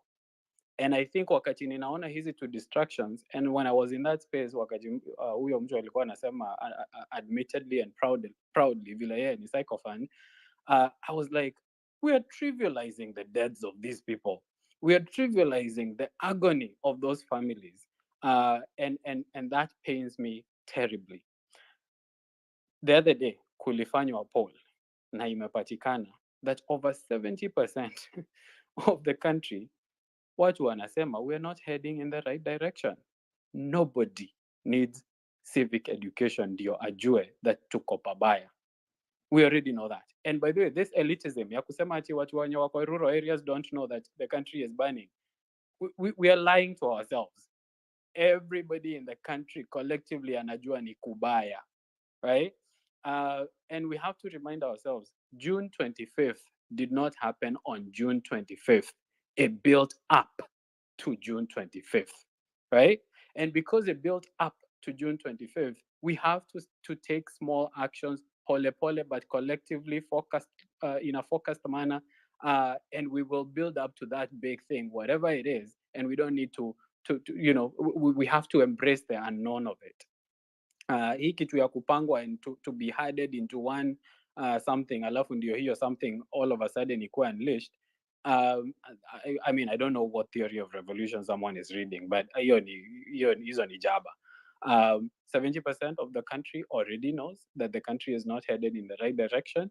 We need to not discount their wisdom and their mental ability. Mtu haijalishi kama ako rural area ama urban area, ni kubaya kila mahali. And I think that is something that we need to understand.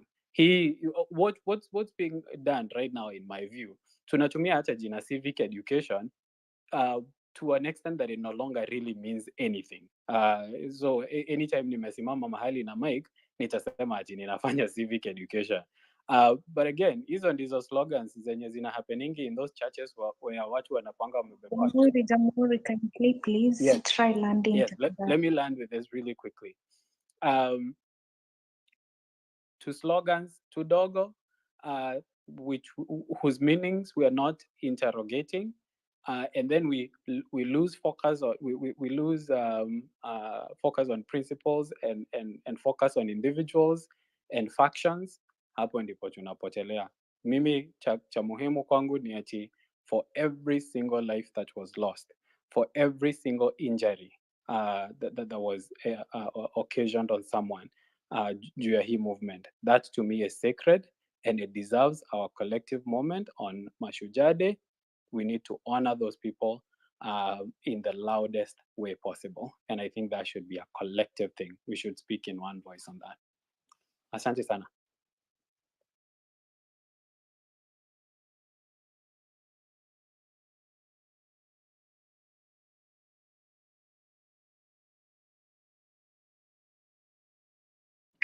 Okay.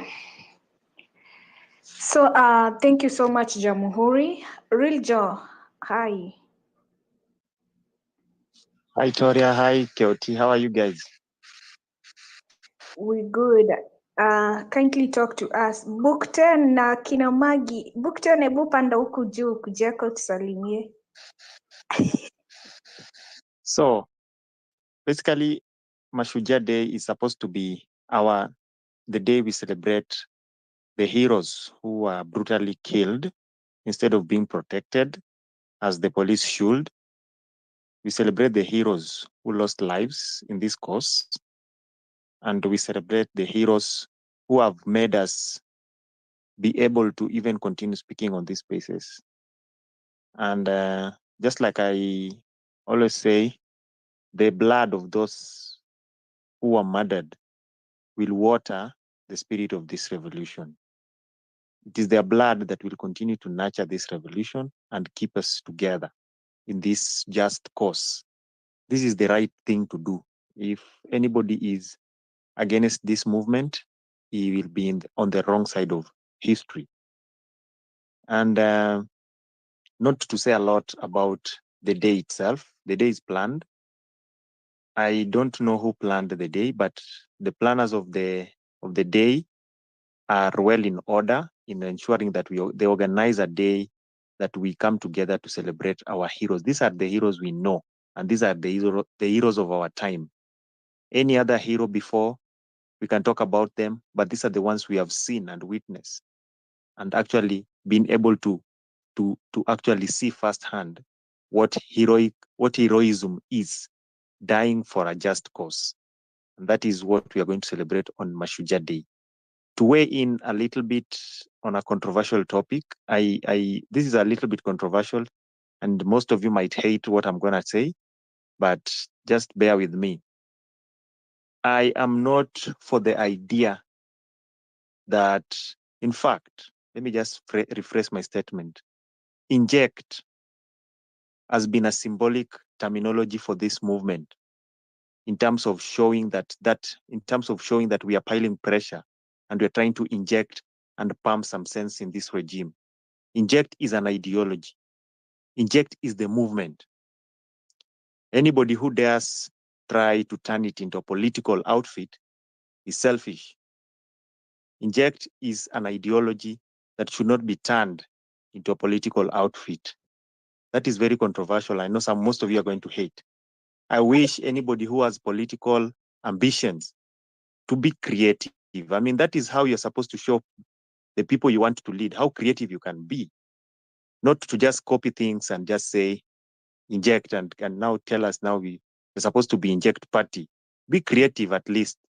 Come up with something new and let inject movement continue to become an inject movement, because we will continue to inject.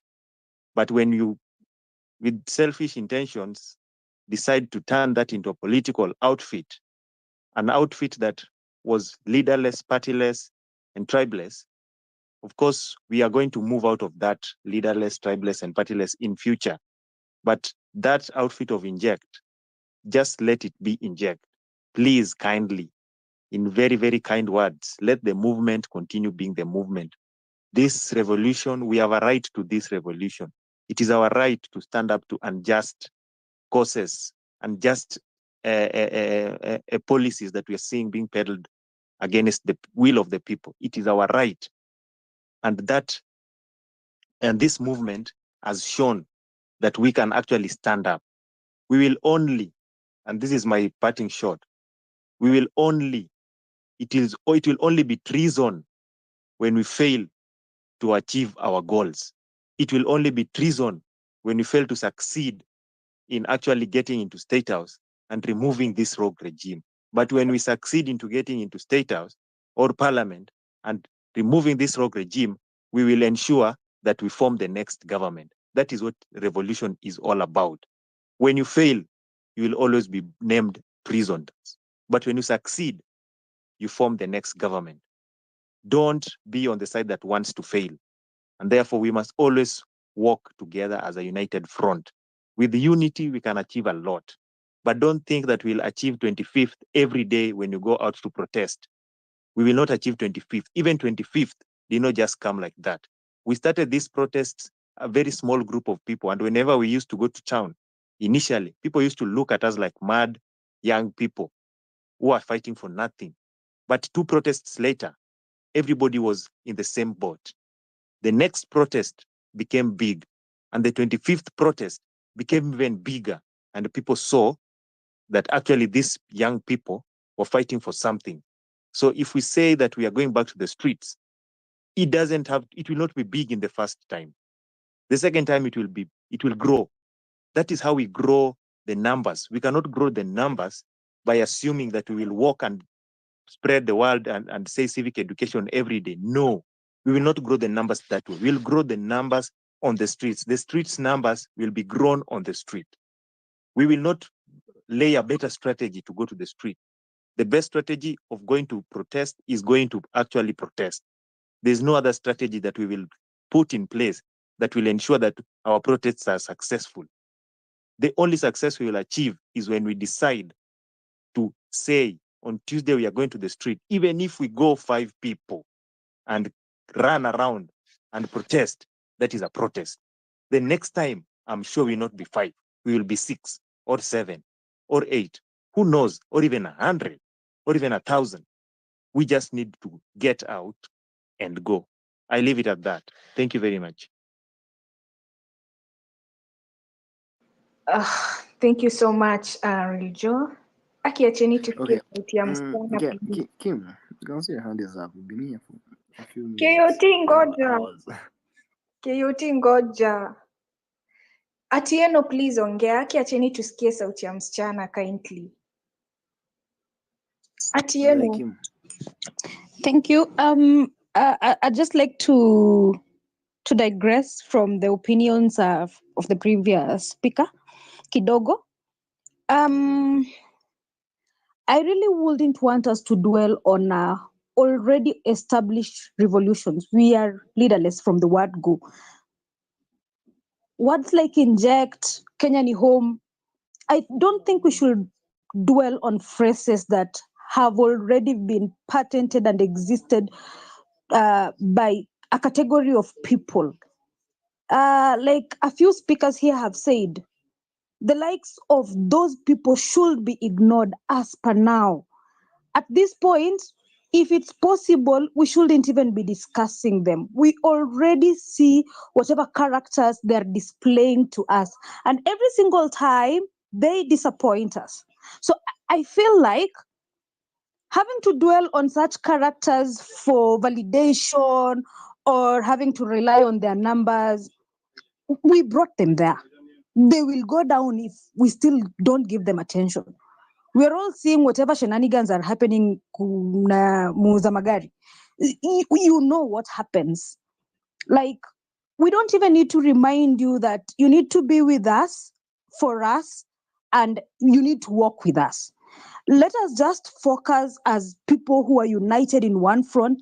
Let's leave people who don't actually align with whatever goals we have, and let's fight a common war. Easy maneno za, oh, this should not be turned into a party. As at now, we really don't care what is being turned into a party or not. We have a war to fight. And to what extent are we willing to go and fight that war? Maneno ya party tuachie 2027. We shall figure it out there. Tukifika, we shall see, okay, fine, we have it now. But I don't think those should be our concerns right now. I love the fact that this conversation has taken a turn up until this time. But I want to pause and ask a question. Look at the county you come from. What are the challenges that you are going through as a county, as a ward? Look at the representation you're getting from your leaders. Our anger needs to start from there. Actually, we are revolving around one thing. We keep on circulating around one thing. We keep on circulating around the disappointment of a few individuals. Unani aliappoint leader? Ama mnataka tukuje tuanze kutumia the F words ndio mu understand? We really don't need leaders. We never had leaders to begin with. And if we never had leaders to begin with, why are you even mad that a few individuals want to do whatever they want to do? It's on them. That's their problem. They can do whatever they want to do. We really don't care that much. Remember, this is a fight. People have to be bought. People have to go astray. They will come back when they realize they've done a mistake. The cake is too big. But the journey towards change is going to be painful. Can we stop relying on the future pain without us experiencing it in the present? So far, we've only experienced bloodshed from the few comrades we've lost. Today, I, Atieno Ouma, as I speak to you, pengine nikienda hiyo Uhuru Park, I'll not come out alive. That I will be considered a hero. And those are the things that we need to do. Focus on what next. A few concerns have been raised that, probably tukienda hii Mashujaa, watu itakuwa infiltrated, au tutakuwa cornered nini. Mara ngapi tumekuwa cornered? Maandamano kwani zile live bullets amkuwa cornered nazo? So I don't think that should be even a reason for us to relent. Let's focus. Let's go back, identify the problems. No one is identifying the problems. We are focusing on nitty-gritties that do not matter. Let us go back to the drawing board. Let us identify a problem. Sema gavana wangu, MP wangu, MCA wangu, alisema hivi na hivi na hivi, hajadeliver. Sahi maseneta wamekaa mpaka saa 6, walienda kudiscuss upuzi ya impeachment, which I consider it very foolish. Lakini jana hawakukuwa kwa Senate hawakufika quorum ya kudiscuss important national issues. Those are the anger points we need. We need to be discussing. Make your leaders accountable. Remember, we still have a long way to go. Na unajua, tukisemanga, Ruto must go, it's not enough because he's not going anywhere anytime soon. But we need to keep our hopes up. Because the more we push, we don't need to rely on the few individuals that have gone astray. Hata Moses akichukua watu kutoka Egypt, kuna watu walimdoubt. Na hakuanza kubembelezana na hao watu ati, this needs to be that. No. Tuachane na if Inject is owned by that so-called individual, that's up to him. That's his war. He knows what he's fighting for. He knows the category of people he's fighting for. But we, the larger people that are on X today, what is the bigger picture that we are fighting for? Can we start from identifying the problems and the rot that are killing us as to why are we even holding a space at 12:44 a.m. in the morning? We need to identify those reasons as to why we are here today on X. What is the problem? Can we analyze the problem? Can we get solutions? How do we go about them? Instead of us having to rely on a few individuals, washaenda, hiyo ishaenda. Hakuna tunaweza fanya. Kazi tunaweza fanya tunasema kumbavu zetu. Simple. We need to move on from all these people. Mtu akienda tunashtukanga tukisonga. We have bigger things to do in life and as a country other than focusing on a few individuals who are dividing. They were actually in guerrilla warfare. If you've done history, you know the guerrilla warfare. So sidhani kama hiyo ndio nafaa ikuwe motion tunadiscuss hapa at 12:45 a.m. Can we at least identify the bigger problems we are facing as a country? What pisses you off? Why are we here? Why is it that 3 months after the previous maandamano, we are back here still angry? What is actually pressing you? What has not changed? Let's go back to a point whereby mnakumbuka tukilia kwa hii X space time flani. Can we get people who can actually give us emotions? Tunataka sasa kuanza ku act on emotions. Wale wenye walikuwa natufanyanga tulie, mnaweza rudi mtufanye tulie tena tukasirike, because that is what we need. Wale watu walikuwa nakujanga kututusi Kinambiti, wanaweza rudi waanze kututusi tena. Wale watu Bethe Kimuzi used to do a very good job kututusi vibaya sana. Can we go back there? Because we really need to re-strategize. If somebody goes, let them go. If somebody stays with us, let us stay. But the bigger picture is we need to start from somewhere, because this is a journey and there is pain, there is change, there is bloodshed, there is sweating, there is kukimbizana na tear gas, kuna returning officers wa kurudisha tear gas. All those things need to be considered. Tuangalie ile maandamano ya last, what happened? What do we need to change? How are we going to voice our opinions better? How are we going to be heard better? Do we really need people to frontline our issues for us this time round, or we can still go with the leaderless movement? We have a lot more to discuss rather than a few individuals who formed names It's just a name. If tomorrow it dies, it goes. They stop existing. Ule kijana mwenye alisema wanauza serikali, wanauza airport. Is he existing right now in your mind? I bet you've forgotten. Exactly. So let us put our pressure points back on track where they need to be. That's just my opinion for now. Thank you. Thank you so much, Atieno. And I'm really happy the way you've spoken. Like, turudi hizo enzi za fuck, turudi hizo enzi za kukasirika, kukas, to pump anger. Yeah, we need to go that way by force. Tumejaribu the peaceful way, it's not working. We need range. Kim 001.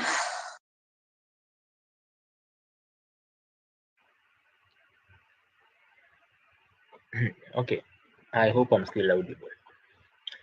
I really put my hand up because I needed to speak for quite some time hapa about the questions as zimepoziwa na the previous speaker.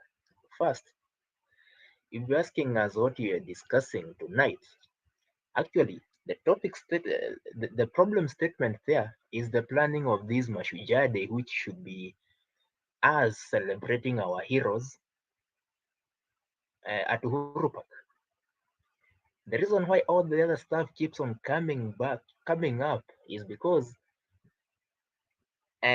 in the course of having such an event, which you've advocated for the whole week, we've started seeing diversions. That is really what we are calling out now, to make what you may call our mission as for now a success. We cannot be complaining about these MPs here saying that they have their priorities upside down. They're impeaching Gachagua and you have all these other things they should be discussing that is affecting the common mwananchi. We cannot be calling out the executive arm of the government because of hurriedly rolling out things like the SHA, SHIF, new funding model. We are here asking what makes these things look like an emergency? What is this that makes these things be treated like emergencies? How do you roll out SHA, SHIF, face out NHIF without having piloting the SHIF in the first place? It is that urgency we are questioning. The same thing we are questioning. What is there in Narok that cannot wait for after 20th, or even hold it before 20th, like 19th, and then tell people also in the course of doing that what you are calling Fagia Caucus civic education, that we'll be having some events on 20th. There may be others who might be willing to travel this way, but they do not have the information. I think that might be a very good platform if held before the 20th. That is how I tend to see things. So we're not really infighting, or we're not really lost focus, really. In fact, by keeping us as the movement on the toes, by going against the grain, where people just keep on avoiding standing on business. Actually, what you've done today is just standing on business. That is what you've done, strictly. It is standing on business. We are really questioning this and that, and trying to avoid past mistakes. That is all we are doing today. So it's not like we don't have an agenda. Actually, I tend to believe that we are so much on course. And if we can rise above all these things, big wigs, influential, this kind of nonsense, then it puts our movement at a much better place of really progressing. That's me.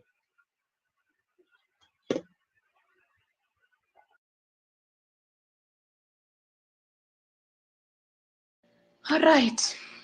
Thank you so much, Kim 001. DJ, are you there? Yes, I'm here. Please talk to us. My name is DJ Ondiegi, or Enos. Well, my view, let's talk to put across my view in different ways. Ya kwanza ni yes, the main thing ni to celebrate Mashujaa. We should start with the definition of Mashujaa. Mashujaa ni nini? Unaona? Unajua like focus too much. Okay, yes, it's understandable. This movement imefika to a point whereby kusema ukweli majority of us wanasonga because of certain people who are there, like kuna wale watu wanaangalia kule juu na ni wachache wetu ambao tunaangalia ule upande, like kama mimi mwenyewe nitajipeleka kivipi, nataka kuangalia nani anafanya nini, and that's why unapata mtu yoyote tu akijitokeza anasema nataka kuwaongoza, tuko sote tunafuata kwa sababu tumekuwa rooted, like the system imeturoot tusikue na dependent mind. Kitu inafaa tujiulize kwa nini ni aje sisi kama Wakenya tutajifanya tukuwe na dependent mind. Unaona, that's why unapata the rage iko like mbona diversions zinaanza kutokea. Morara amesema tuende Narok. Yes, okay, I know it's way out, but wangu ningesema him akisema watu waende hivi, there's a reason as why watu wako na hasira, and wako na haki ya kuwa na hasira kwake, kwa sababu he has come to the people to request wamsaidie, na the moment the people wamemsaidia tayari amekuwa owned na the people. So the moment you're owned by the people, you have to do as the people wish. Unaona? So mimi my wish was tuangalie upande kama yeye aliko huko, Eric Omondi aliko huko, na mtu yoyote ambaye mwenye ana feel because kusema ukweli tusidanganyane, hapa watu wengi, hakuna, wachache sana ndo tumejitolea tukisema I look in my own way. Wengi wetu tunaangalia nani anasema nini. That's what utapata kila mtu akiongea, tunaongea on the basis of kwa nini tuliona mtu akitype nini, tuliona MP akifanya nini. Yes, tufai kuangalia hivyo, tunafaa tujiangalie in our own dependent ways, like mimi kama Ondigi ni wapi naumizwa, why am I being hurt, why am I suffering? The problem is unapata hata asubuhi mtu ukiamka umeingia kwenye X umeanza kutafuta Morara amesema nini, Eric Omondi amesema nini, sijui nani amesema nini, mbunge wangu amesema nini. Kumbuka Mashujaa, hii kitu angalia, these people they are going to do their own Mashujaa in Kwale, watakusanya wote kule, hawatataka kuangalia yes hakuna ikifika hii siku hakuna adui, wote wanapatana. Lakini sisi imefika upande wetu tumekosana, ni kiwanda. Mbona tumekosana? Na kitu moja ni kucelebrate Mashujaa.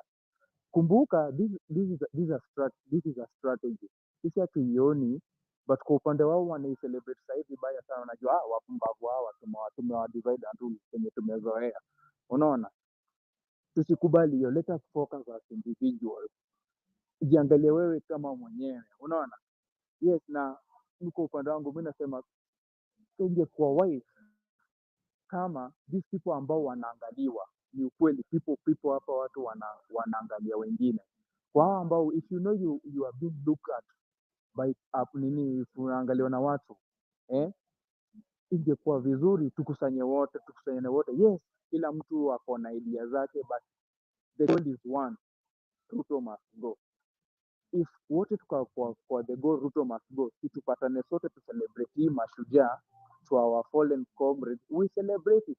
Then baada ya hapo sasa kila mtu aanze kuangalia ambition zake kisiasa nini, kwa sababu hii kitu hii kusema mara tunaenda kwa huyu ndio inatufanya hatutaipatana na maindi. Kumbuka tunabishana na people wamekuwa kwa hii kitu since independence. Sisi ni watu wengi wetu, hata najua wenye tuko hapa tumezaliwa kuanzia hapa 1989 kupanda. Mtu amezaliwa kutoka hata alimuona Kenyatta, alimuona nani. So these people they know what they are doing. So to focus, tuweke tu idea zetu kando, let us have one agenda. Tunajua Ruto must go. The reason as to why tunafanya hii Mashujaa parallel na ya Kwale ni kwa sababu we want to show kwamba we are not with these people. Hatuko hapa kuonesha ubabu wetu ati nani ako na kifua kushinda mwingine. Tayari asha lose. They have lost our trust.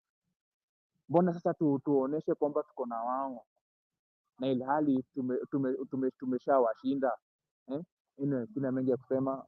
Nime have kuiba my time. I'm hosting a karaoke, tutaongea baadaye.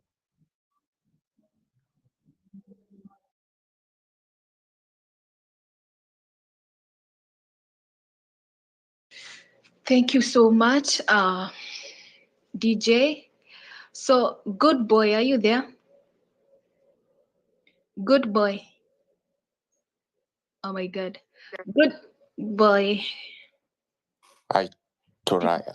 Hi, please talk to us. Haya, asante sana. Niko na hoja mbili na swali moja. Naona kuna swali moja hapo nilikuwa niulize, lakini naona kuna mtu alileta hiyo hoja, lakini nitauliza tu. Hoja ya kwanza ni kuwa mi naomba tutumie talanta zetu na elimu tulizopewa, elimu ambazo tulipewa na wazazi waliotulipia hiyo karo ya shule, na pia elimu ambayo tuliopata kupitia sisi wenyewe ambao tuliweza kujilipia shuleni kwa wale ambao walijisomesha.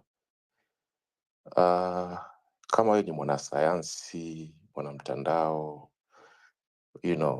mwandaji wa maudhui, mwanasayansi wa kompyuta, mwimbaji, mchoraji, mwandikaji programu na kadhalika, tumia hiyo talanta, tumia hiyo elimu vile uwezavyo, maana sasa huu ndo wakati wa kutumia hiyo elimu ambayo tuko nayo sasa. Kando na maandamano, kando na kwenda kukusanyika na kukumbuka tuliowapoteza kwenye maandamano, baada ya yote pia nafaa tutumie hizo elimu vile tunaweza pata uhuru.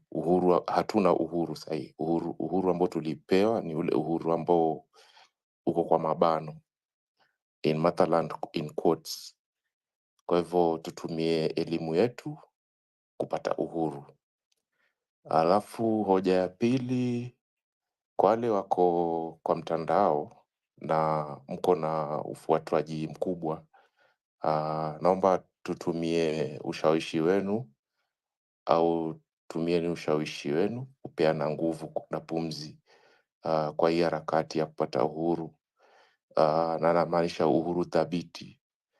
Na kwa wale, maana bado hatuko uhuru vile nilisema, tuko kwa koloni mambo leo. Kwa hivyo kama uko na ushawishi mkubwa kwenye X, kwenye Facebook, mahali popote, Instagram, TikTok, kila mahali, tumia ushawishi ambao uko nao kwa faida ya harakati hizi ambazo tuko nazo sahii.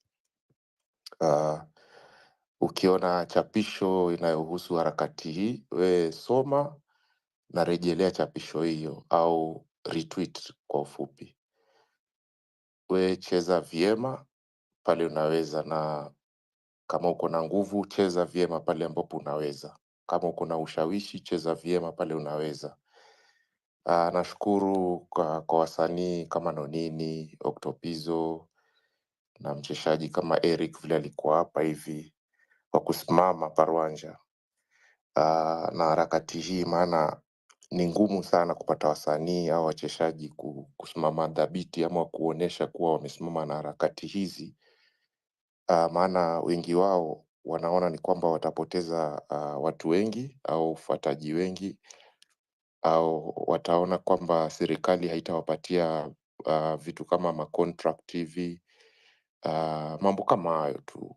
Lakini watu ambao nimewataja wamekuja mbele au forefront kutetea harakati hizi. Kwa hivyo ningependa kuwashukuru kwa hayo. Sasa swali ambalo nilikuwa nataka kuuliza, na najua msinisulubu kabisa, naomba tu mnisikize, maana hili swali najua wakati fulani litakuja. Kwa hivyo afadhali niliulize mapema na mtu yote yuko na uhuru wa kujibu hili swali. Na ndo namalizia na hilo swali. Yeyote anaweza jibu. So kuna wengine ambao kwenye harakati hizi ambazo tuko ndani, wangependa kukimbilia viti vya kisiasa, kwa mfano UMCA, ugavana, kama kutakuwa na women rep, kama itakuwa wengine labda watakimbilia. Pia kuna kiti kikubwa ambacho ni cha uongozi wa president. Sasa kwa hii movement au harakati, sisi sote tuko kama umoja, tuko na umoja. Kwa mfano tuko kwa umoja, we are one. There is no like we are tribeless, and all those things that we have said. Kwa huo umoja ambao tuko nao, ningependa kuuliza hivi, wakati ambapo utafika watu ambao watataka kukimbilia viti vya kisiasa ama viti vya uongozi, itakuwa namba moja, itakuwa tunatumia chama kimoja au kila mtu atakuwa na chama chake? Maana naelewa kuna chama kimoja ambacho kita place au kitaweka MCA, kitaweka rais, kitaweka senator, governor kwa kila county, na kuna ile ambao kila mtu ako na chama chake, anakisajili alafu anakimbilia kiti kile ambacho anataka. So hilo ndo swali langu. Na mtu yote anaweza jibu, na siulizi kwa ubaya tu, ningependa tu kujua, na kama si wakati mzuri wa kuuliza hilo swali pia anaweza ambiwa, na pengine litajibiwa siku nyingine wakati ukifika. Asante Toraya, kwako. Karibu sana. Jamhuri, you want to answer that? I want to give it a go. Is that okay? Okay. Good boy. Si hutasulubiwa kwa hilo. And I don't anyway, the question is a valid one. Lakini sijui kama kuna swali nyuma ya hilo swali. Because the way I see it ni we can't know and we won't know at the moment itakuwaje hapa mbeleni. My best guess ni ati kutakuwa na vyama vingi sana. Kuna watu watasimama kama independent. Thank God our constitution allows people to run as independents. In fact, I look forward to a day when so many people will run as independents. Kwa sababu loyalty to party sometimes, as we have seen kwa parliament sahi, inakuwa loyalty to party and disloyalty to the country. Kwa hivyo ningesema tuendelee kufuatilia, as long as the consciousness of the nation is about good governance, whatever form that takes will not be too much of a problem as long as we have focused on the substance. Tukifocus sana kwa form, we will just replace oppressors. Kuna watu wako kwa hii movement not because they hate, not because they are fighting for the oppressed. They are here to replace the oppressor. And that's why we need to be very, very sober, that we are focusing on the principles. Na tukifocus na hiyo, haijalishi form itakuwa gani, as long as the substance is well taken care of. Sijui kama hilo, I don't know what you think about that response. Hapo ni sawa, nakubaliana, especially hapo kwa independent candidates. Hapo sawa, hapo nafikiri umenijibu vyema kabisa. Asante sana.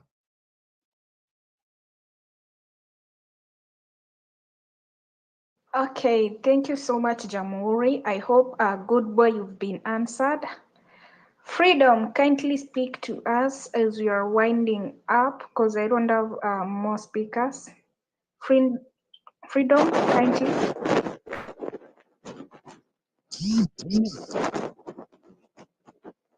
Freedom, are you there? Okay, so I'll give Real Joy, you give us your final remarks, then we go back to KOT. Freedom, Real Joy, kindly.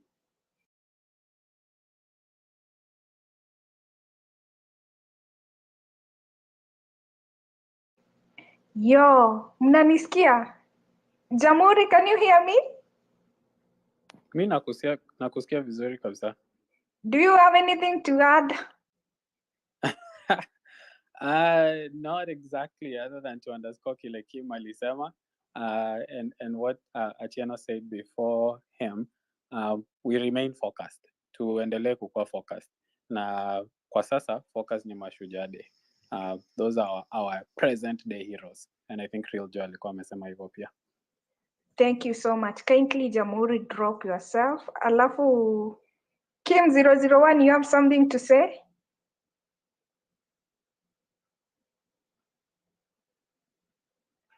Kim Ayuko. Kim, drop yourself. Sasa wewe shwari. Oh, I think as part of my very final submissions, I tend to point out that there exists a very thin line. That is in this thing of conducting this civic education. Just realize it is a tool and it can also be a weapon.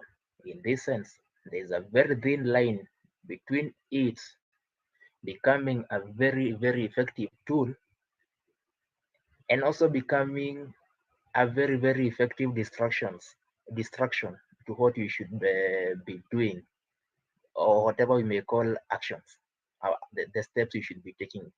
Really, we've seen it crossed back and forth a few times now, so you're no longer sure whether we are really on the tool side or on the distraction part. But the good thing is, in the fullness of time, based on what will have happened then we'll know where we landed, whether it was a distraction or it was a very effective tool.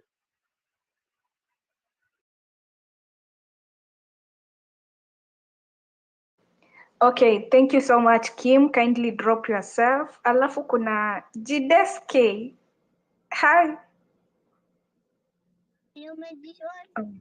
Hi, Toria. How you doing? I'm doing great. Kindly talk to us. Toria, you left me in the cold. What happened? Yo, tutapatana nyuma ya tent. Focus. Mashujaa Day 2024. Yo. Yeah, you became verified and then you left me and then I don't know what's happening. Anyway, but that is said and done. Happy Mashujaa Day in advance to all the comrades. It is really a pleasure to say that 2024, we are here to advocate for change, good governance in our country. Unfortunately, I've seen over time, we become wobbly, and I really do not know whether it is helpful. For indeed, it is not. Just the other day, I mentioned that no rolling stone will ever gather moss. It is therefore important that we become stable in our, quest for change, good governance, and everything. Personally, I've taken it up upon myself, and I'm looking for a couple of people who are, who are really in need of joining me to define the way forward. And just like I said before, the definition of this movement and revolution have a concrete definition made in social media. Social media is good. We meet, we exchange, we briefly say what we think, what our sentiments are on day-to-day running of the country, and calling out for calling out corruption, calling up all the other things are happening. We are seeing Adanis now running the show in our country. We're being sold out to the Indians, to the foreigners. Is really despicable. But what that is said and done, what I mentioned is I am in the process of making my own definition for the revolution. I really want people to join me. I would, text some people like Toria. I'll text you my phone number where we can join and talk on WhatsApp. Any other person who is interested in this, because I think we need, within a very short time frame, we need to move our nation in a certain direction. We need to pre-select people who we think are of integrity, people we can entrust our country, our dreams, people we can be able to assess their capability over time. Because Whether you believe it or not, Mr. William Ruto is defining his destiny every day. And his destiny is no further from the 2027 re-election. If we don't do the right thing, if we don't respond appropriately, this guy is going to be at top of the game one more time. Thank you, guys. Thank you for listening to me. And yeah, let's do it again. Keep on the pressure for good governance in our country. Thank you, guys. I'm driving home. I'm picking my girl from school, so I will not talk much. And thank you, guys, for everything. Thank you so much GSK, and Okay, thank you so much. sijapotea, niko tu hizi So streets na guys, za Ruto. tumalize bwana, watu waende Ngoja walale hao wenye wale wako kuendelea na job tuongee waendelee KOT, bwana. alafu oh my god, KOT We've been here kidogo. for so long honestly, but mbona Antonio hapa? Acha nimtafute. Hata hao wenye wako hapo wamalize na waende basi. Believer, jump.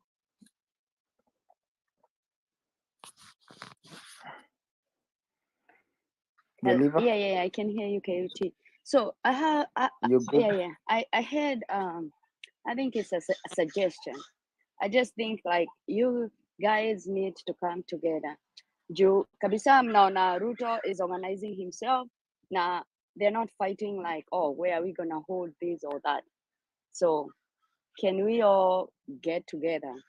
Watu wasikizane, wawe wakiongea one word, na mjue nyinyi watu mko na influence kusema kitu, ama if you write something on the social media, iko na a lot of impact on everybody, like looking up on you guys. So uliona what happened to KUT dakika kidogo ati oh sijui nini, and it became like safety issues and stuff. So can these influencers come together and work together? That's my request. Thank you, guys. Thank you, Toria, for the chance to speak.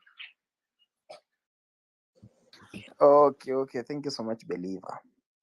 Coming together and working together has always been my wish. Kwanza mimi naye kitu I've always tried to ensure that we do that. And you guys, honestly, you've seen, sijui nakuanga mtu mwenye ni mwepesi sana to trust people and probably work with them together. Then at some point, when it gets a point of I'm in a hot pan or in a hot soup, naacha hapo peke yake.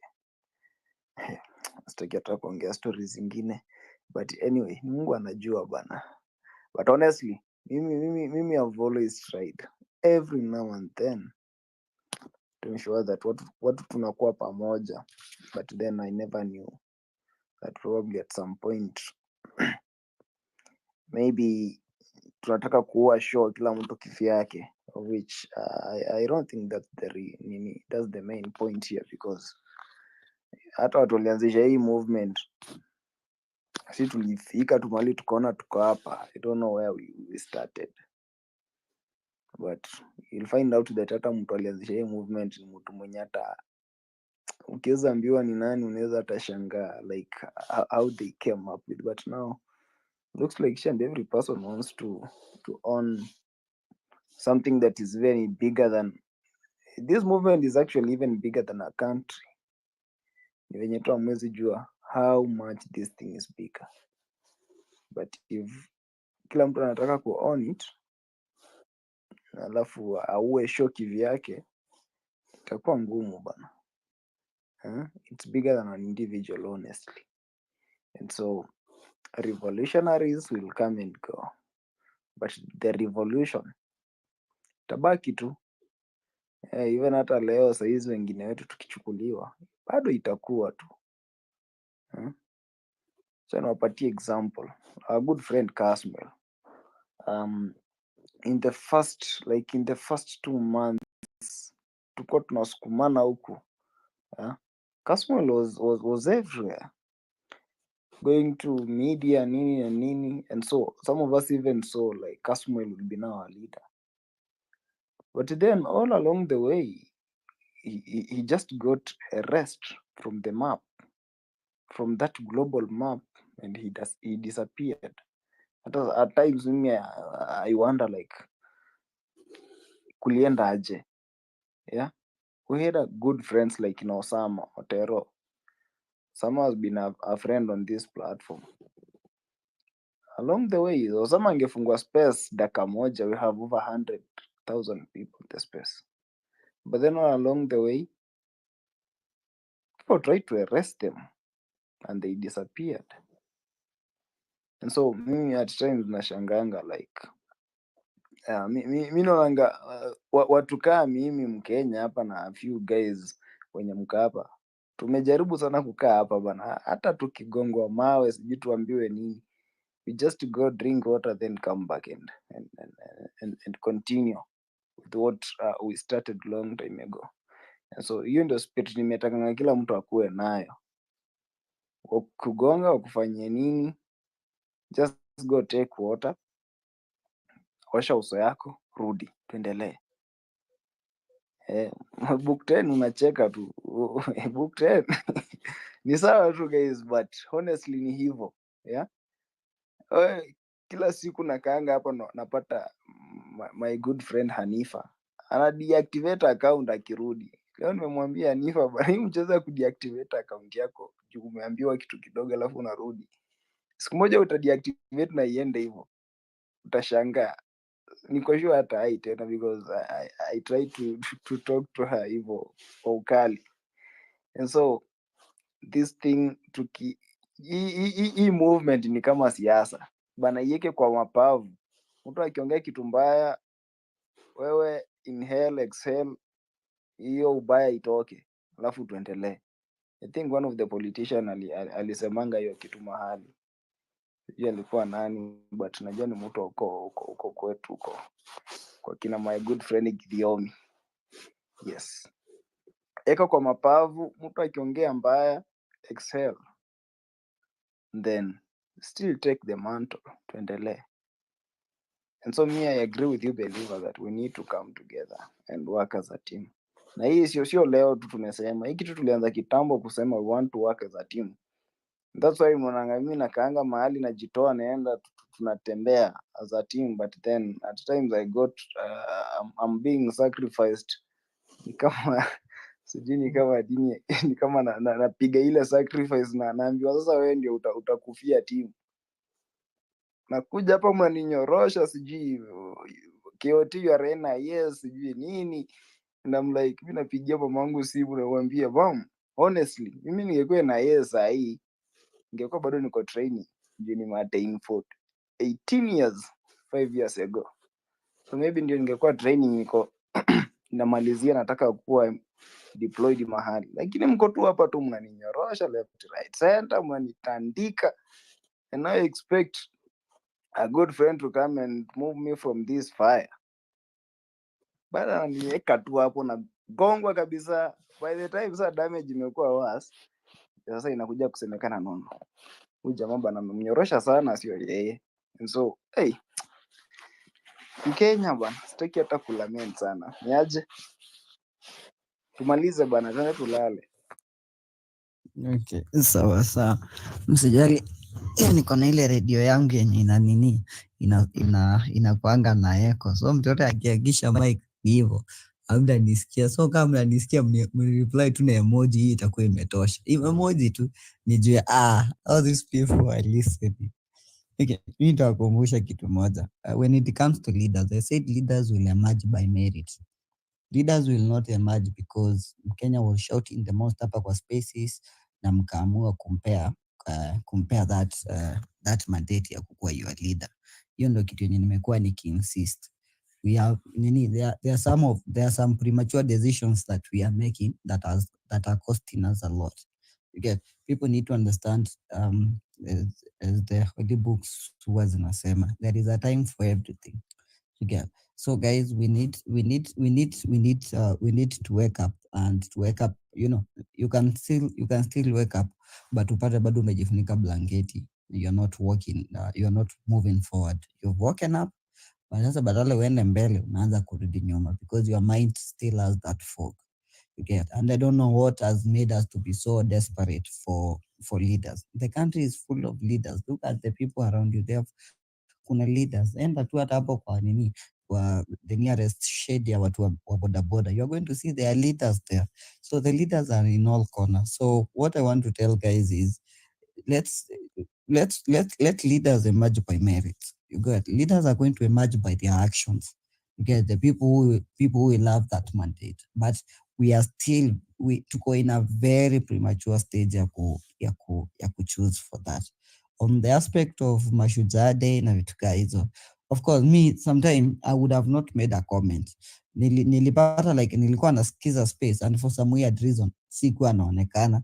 So sikuwa naonekana. I don't know what was happening with us. Ni kama our NIS KOT Songo kuna venye anafanyia space wakulima wadogo nakataa kuonekana, but anyway, that's joke aside. So what I'm going to say is, guys, let's remain nini. I understand kuna watu like mtu kaa KOT Songo ni mtu tu anapenda kuwork na yani anapenda kuwork na watu. Yani hata ajuangi kunaweza kuko kuna agenda ama nini, anaonanga tu tunafaa sisi tunasaidia inji. Like his dedication has been about working with people. So sometimes he gets ushijipata kwa moto, not because that there was anything, but it's because you are doing what you thought you're supposed to be doing. It's good to work with people. I know I'm a little bit careful. I hardly meet people. I know I can comfortably say that people have reached out to me to go meet up with them.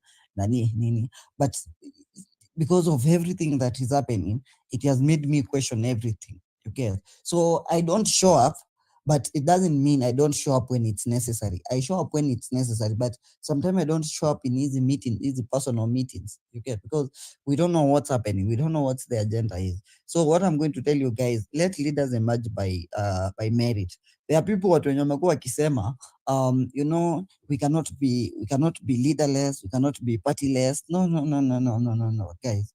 We need to understand what is prime. What is prime is revolution. You get.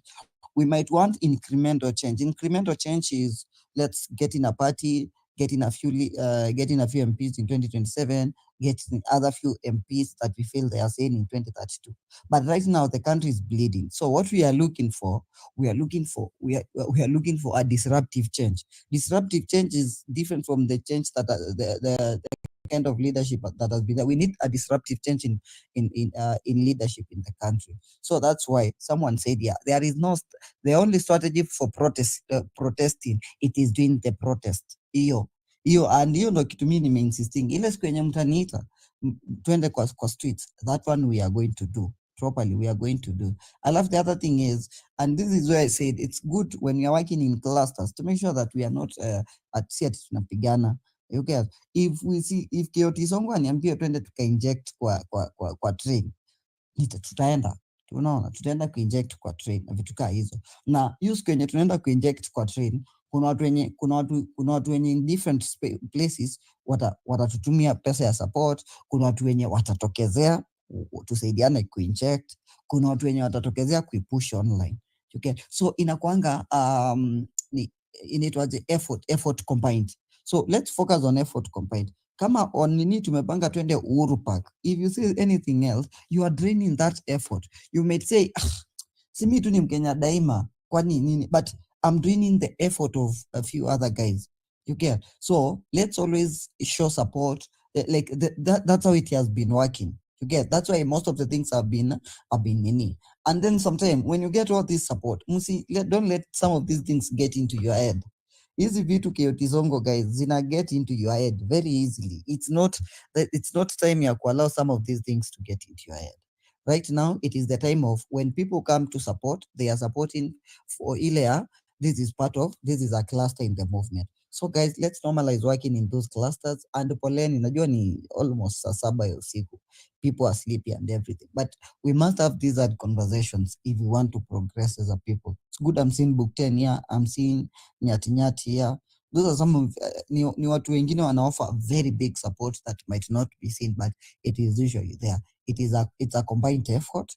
Na tafadhali, if we put effort tuseme tunaenda place fulani and the consensus in agree this is good for the cause, then guys, let's always put the effort there. Tusikue tuna drain the energy of people. Then the other thing is mambo ya sijui who is a snitch, vitu kaa hizo, those things are totally unnecessary. Let's just focus on what is good for the movement. Let's focus on stopping the country from bleeding. And the country is bleeding through Adani, the country is bleeding through Chief, the country is bleeding through Shah.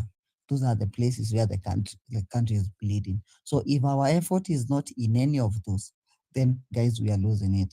Sijui kina Rigathi, those are just distractions zenye ziko necessary to us. Our movement has only one and only one thing. And I will always insist, if we allow the political class to dictate what we are going to do tomorrow, then we will not be able to rescue the country. So wakiamka waseme twende public participation ya Rigathi, that is not part of our agenda. If you are going there, then you also lost as them. You are allowing the political class to dictate. You've lost it. Now it is no longer anything for the movement. It's about what personal gains we can gain from some of these things. So guys, let's make sure that we are very vigilant on the steps that we are taking. Let's even if when you are doing something, as much as it is in personal capacity, also remember there are some of us who believe in what you guys are doing. There are people who call us on Kenya. I might not be public, but I support you guys. There are people who tell me, I feel like our generation really messed up and we are really supporting you guys. So if there are people who are placing a little bit of faith in us, then let's make sure that hatujawaangusha for whatever personal gain that we might gain from that. Ama sometime, like, how do I put it? No, I don't think that will be a right word to use. But all said and done, tupatane Mashujaa Day at Uhuru Park. And guys, remain vigilant on Chief Shah. We've lost people. Today I received a call and I was really heartbroken. I looked at myself and I'm like, and the problem is I'm seeing it. Unajua, hakunanga kitu mbaya kama unaelezwa problem, then ukuwe ya uielewi. But now I'm seeing it and it's like I can't do anything, whether with my voice or with the voice of the others. So guys, let's focus. Thank you, Kayoti Songo and Toria. It was a pleasure having me on board. Okay. Thank you so much, Mkenya, with your bad microphone always. But thank you so much for airing your issues and, of course, advising us on this platform. Guys, I only have 4 speakers to give, and then personally I retire to bed. Unajua mahali niko ni mbali bwana. Ever since this year ianze sijaenda home, and so I had to go to Bungoma, Kimilili constituency to ensure that I give injection.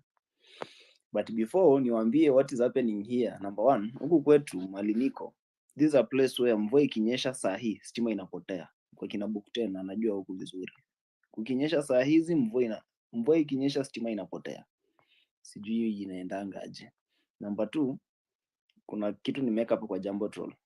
That's a video of a main road in our constituency that connects Bungoma town and Kimilili. It's the only road yenye na connect hizo town mbili. This road ever since Kibaki akuwe president ilijengwa nyuma huko hadi saa hizi. And so I'm even shocked that the drivers no longer use it because mambo imechimbwa mitaro sijui somewhere huko inalondo on your way to town because hakupitiki, iko na potholes. Mimi I went to Mount Kenya and I tried to speak to people about the nature of their roads. I thought watu wako na njia mbaya, but huku kwa huyu jamaa anaitwa Papa wa Roma, sijui ndio the third in command, sijui ndio Wetangula. Guys, mkiona venye kunakaa sijui, hiyo video iko hapo mtaiona. Huku ni mahali penye jamaa anaitwa Waluke alikuwa sentenced 67 years in prison or 1 billion fine because of the corruption issue ya the maize scandal in the agriculture department or the Ministry for Agriculture. Then akachiliwa, alafu mandugu zangu, mamama zangu na mababa zangu huku wazuri wakaenda kwa njia kucelebrate because hiyo mambo yake ya conviction imetolewa. Ni huku mali nimekaa hiyo njia. This is the only place where the county government allocates 1.3 billion every financial year for construction and maintenance of roads. Hiyo nje inakaa hivyo. This is the only place where the governor alinunua wheelbarrow ya kubeba mchanga, wheelbarrow moja 110,000. And still it's the only county that the governor, the same governor, took 25 million kununua maua ya Madaraka Day this year. Kunakaa hivyo. Nimefika huku kwetu, I'm trying to talk to people here, nawaambia ni aje. Mimi najua huku kwetu hatupandi ndengu sana, but sisi tunapanda mahindi na tunapanda something called groundnuts, njugu zile ndogo ndogo za red. Apart from that pia tunapanda maharagwe. Njugu na maharagwe, we don't get seeds from any company. Hizi ni vitu zenye watu wakishavuna this year wanazianika, alafu next year wanazipeleka kwa shamba tena, wanafanya hiyo nini, hiyo kupanda, then time ya harvesting inafika. And I was telling them that mnajua hizi mbegu zenu unaenda, by the time from next year, by the time mnaanza kupanda hapa ni must tukue na license. And they were like, wa aje? And I came to realize that information is not on the ground. They don't know about these agricultural bills. And that's why on Friday I have a town hall here in Kimilili, the first ever town hall. Hata wajamaa wanashangaa town hall ni nini bwana, niambia tukutane tu tupige story. Like they are thinking it's something big, but it's just a meeting. And so on Friday, which is tomorrow, I'll be with them before I go to Nairobi for Mashujaa Day. And so bana, huku mashinani story haijafika. Hawa watu wajui what is happening. Jamaa wajui huku kwetu kwamba hizo maragwe zao kuna maragwe huku kwetu zinaitwanga luahaha. Wajui kama hizo luahaha zao lazima watazilipia nini license before zipande.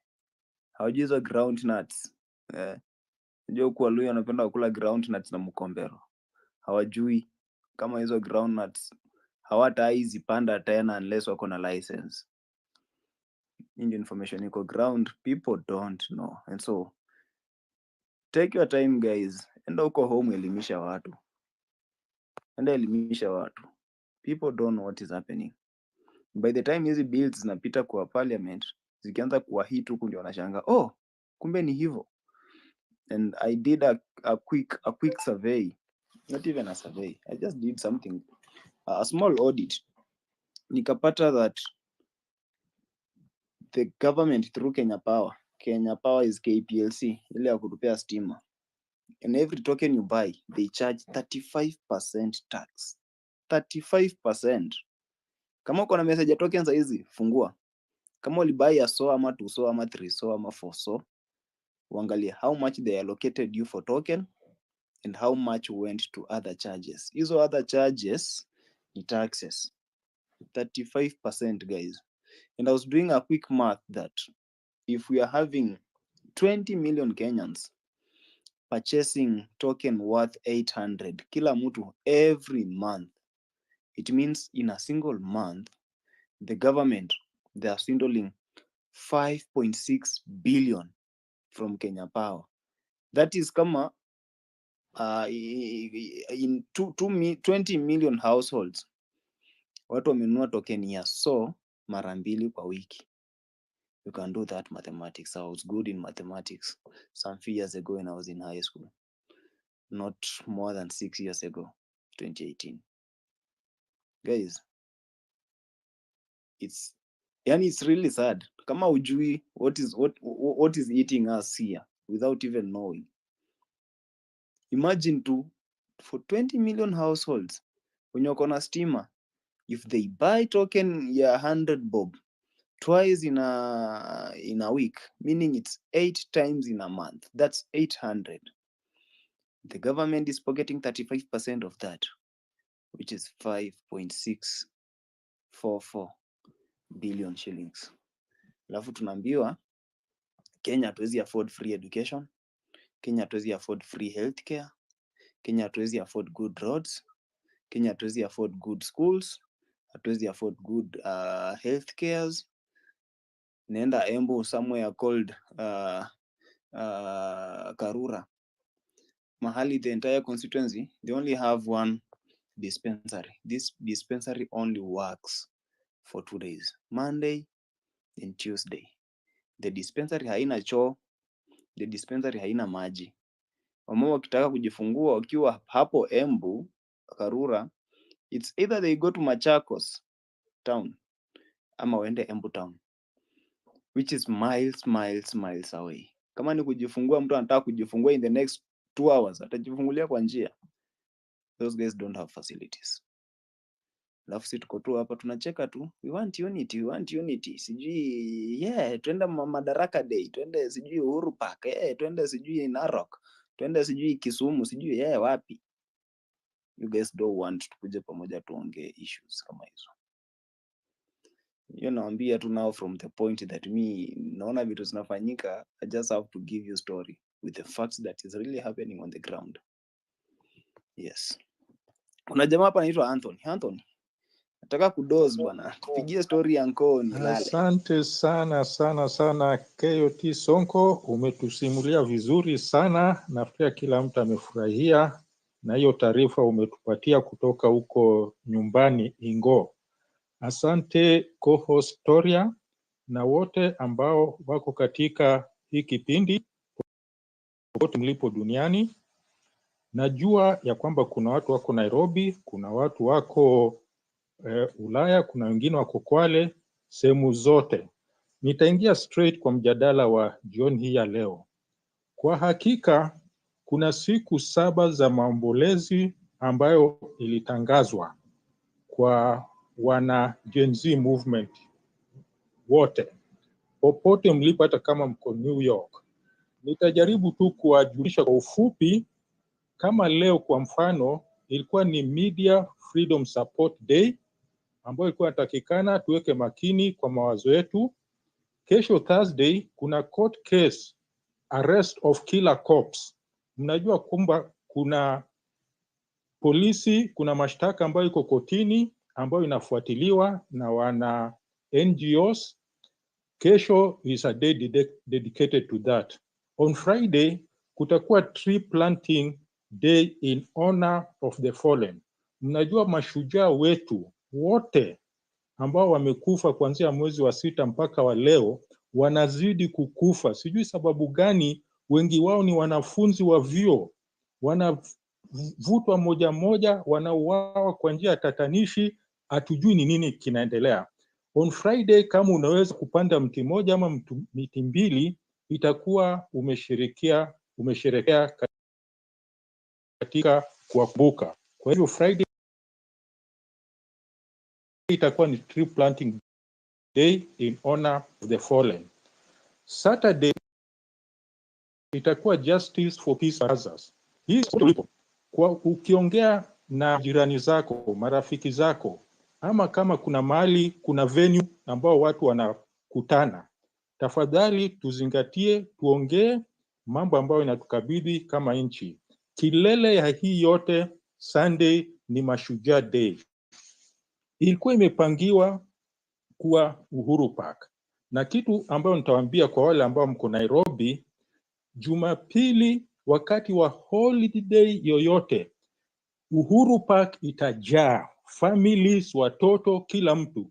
Tafadhalini msikuwekewe shuku ya kwamba sijui polisi hawatakubalia sherehe kufanywa sababu Ruto yuko Kwale, ati sijui Uhuru Park iko karibu na State House, ati hapo kutakuwa nini. No, Nairobi is a peaceful city na Uhuru Park itajaa vilivyo Jumapili. Tafadhalini kujeni, tusherekee.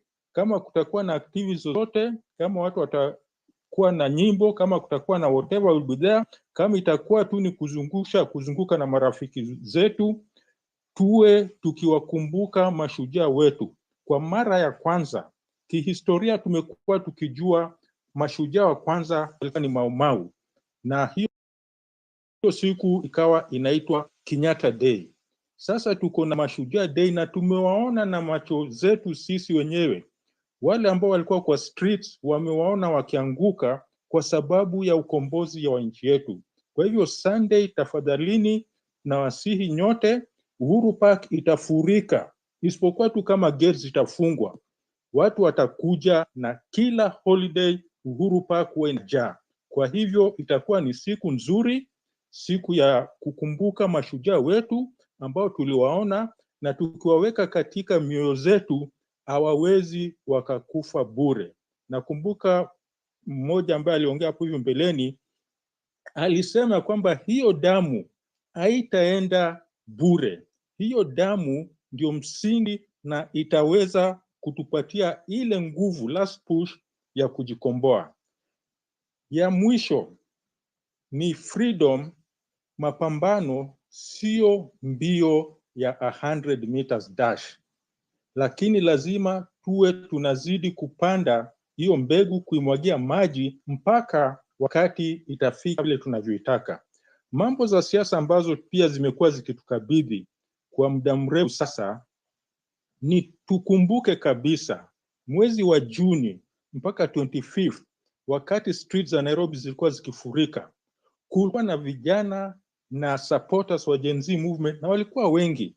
Walitoka wapi? Kwa hakika kabisa, ukitupa mawe juu, kama ungeweza kutupa mawe juu wakati hiyo ya hizo maandamano, hiyo mawe ingeangukia mtu pengine ambaye alikuwa anaangazia pande ya Azimio ama upande wa Kenya Kwanza. Lakini walisema party tumeiweka kando, tunataka kuangalia tu vitu zile zinatuunganisha kama wananchi.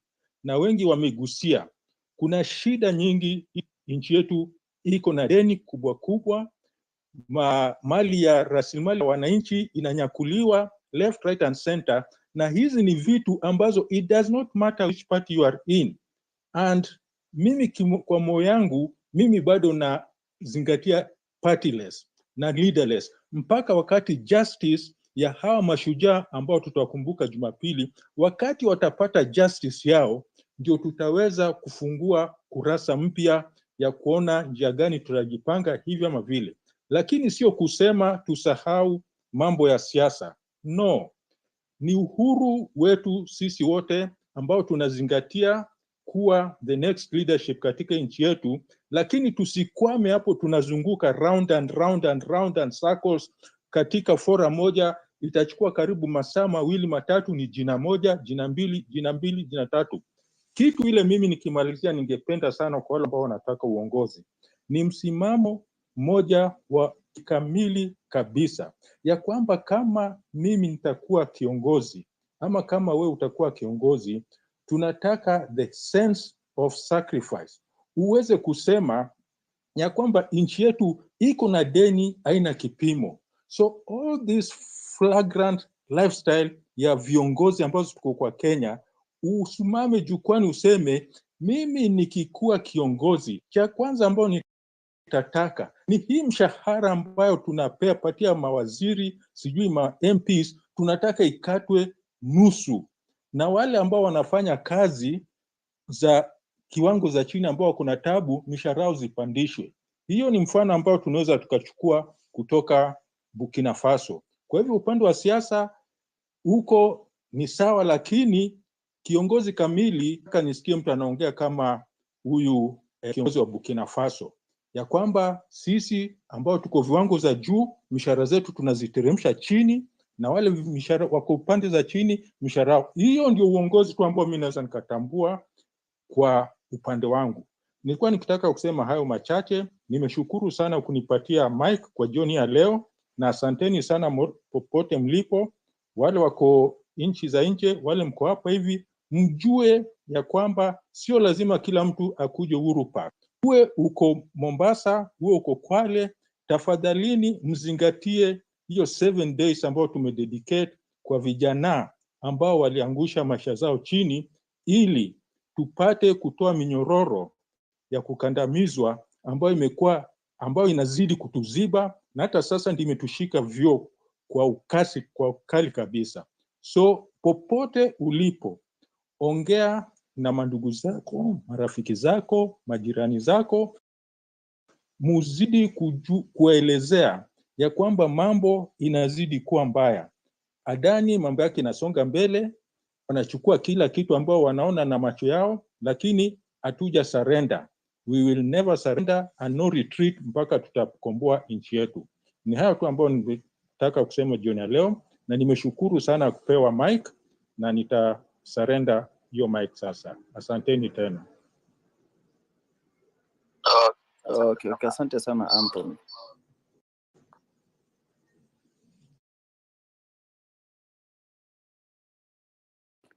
Sawa. Atieno, naona your hand is up. Unaweza tafadhali tumia dakika 2? Yeah,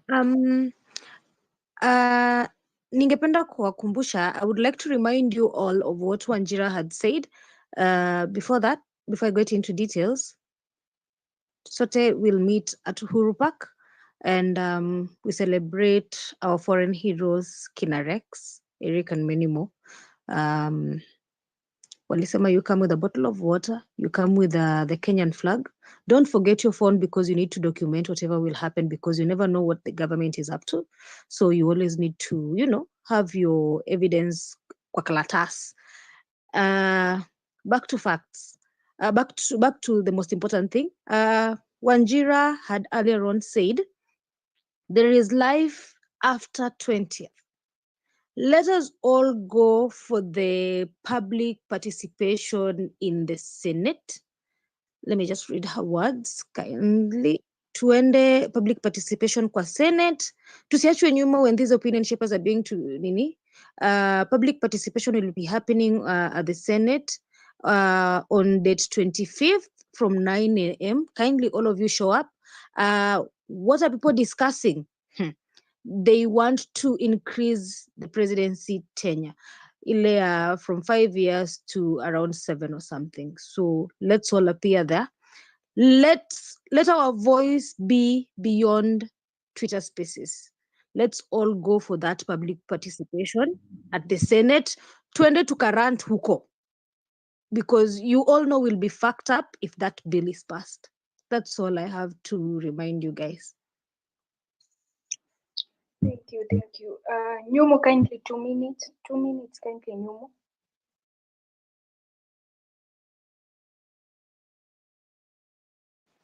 Okay, Nyumu is not there. Dodge, are you there?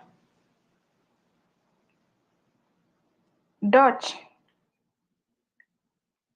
Wait, can you guys hear me?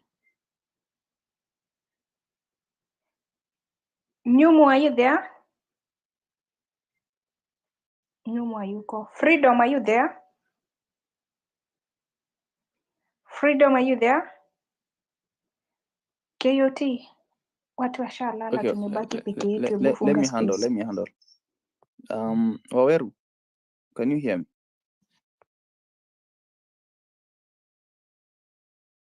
No, he can't hear me. Hata amedrop. Laban Oritai, jambo. Hata yeye ameteremka. And then we have Kimemia Daniel.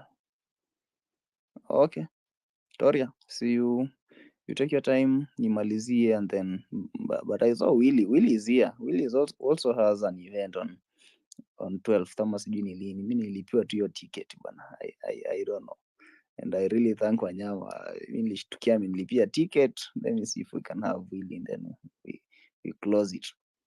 But yeah, Toria, you can take it up. KOT usiku hata wewe umelala. Ai, hema. KOT. Kaifafa. Sawa basi, acha tulale tunyamaze juu No, nimelala. Toria, sijui kama unanisikia. I want you to say something before we wind up this space. My good friend Toria, hanisikii. Toria, have a lovely night from where you are.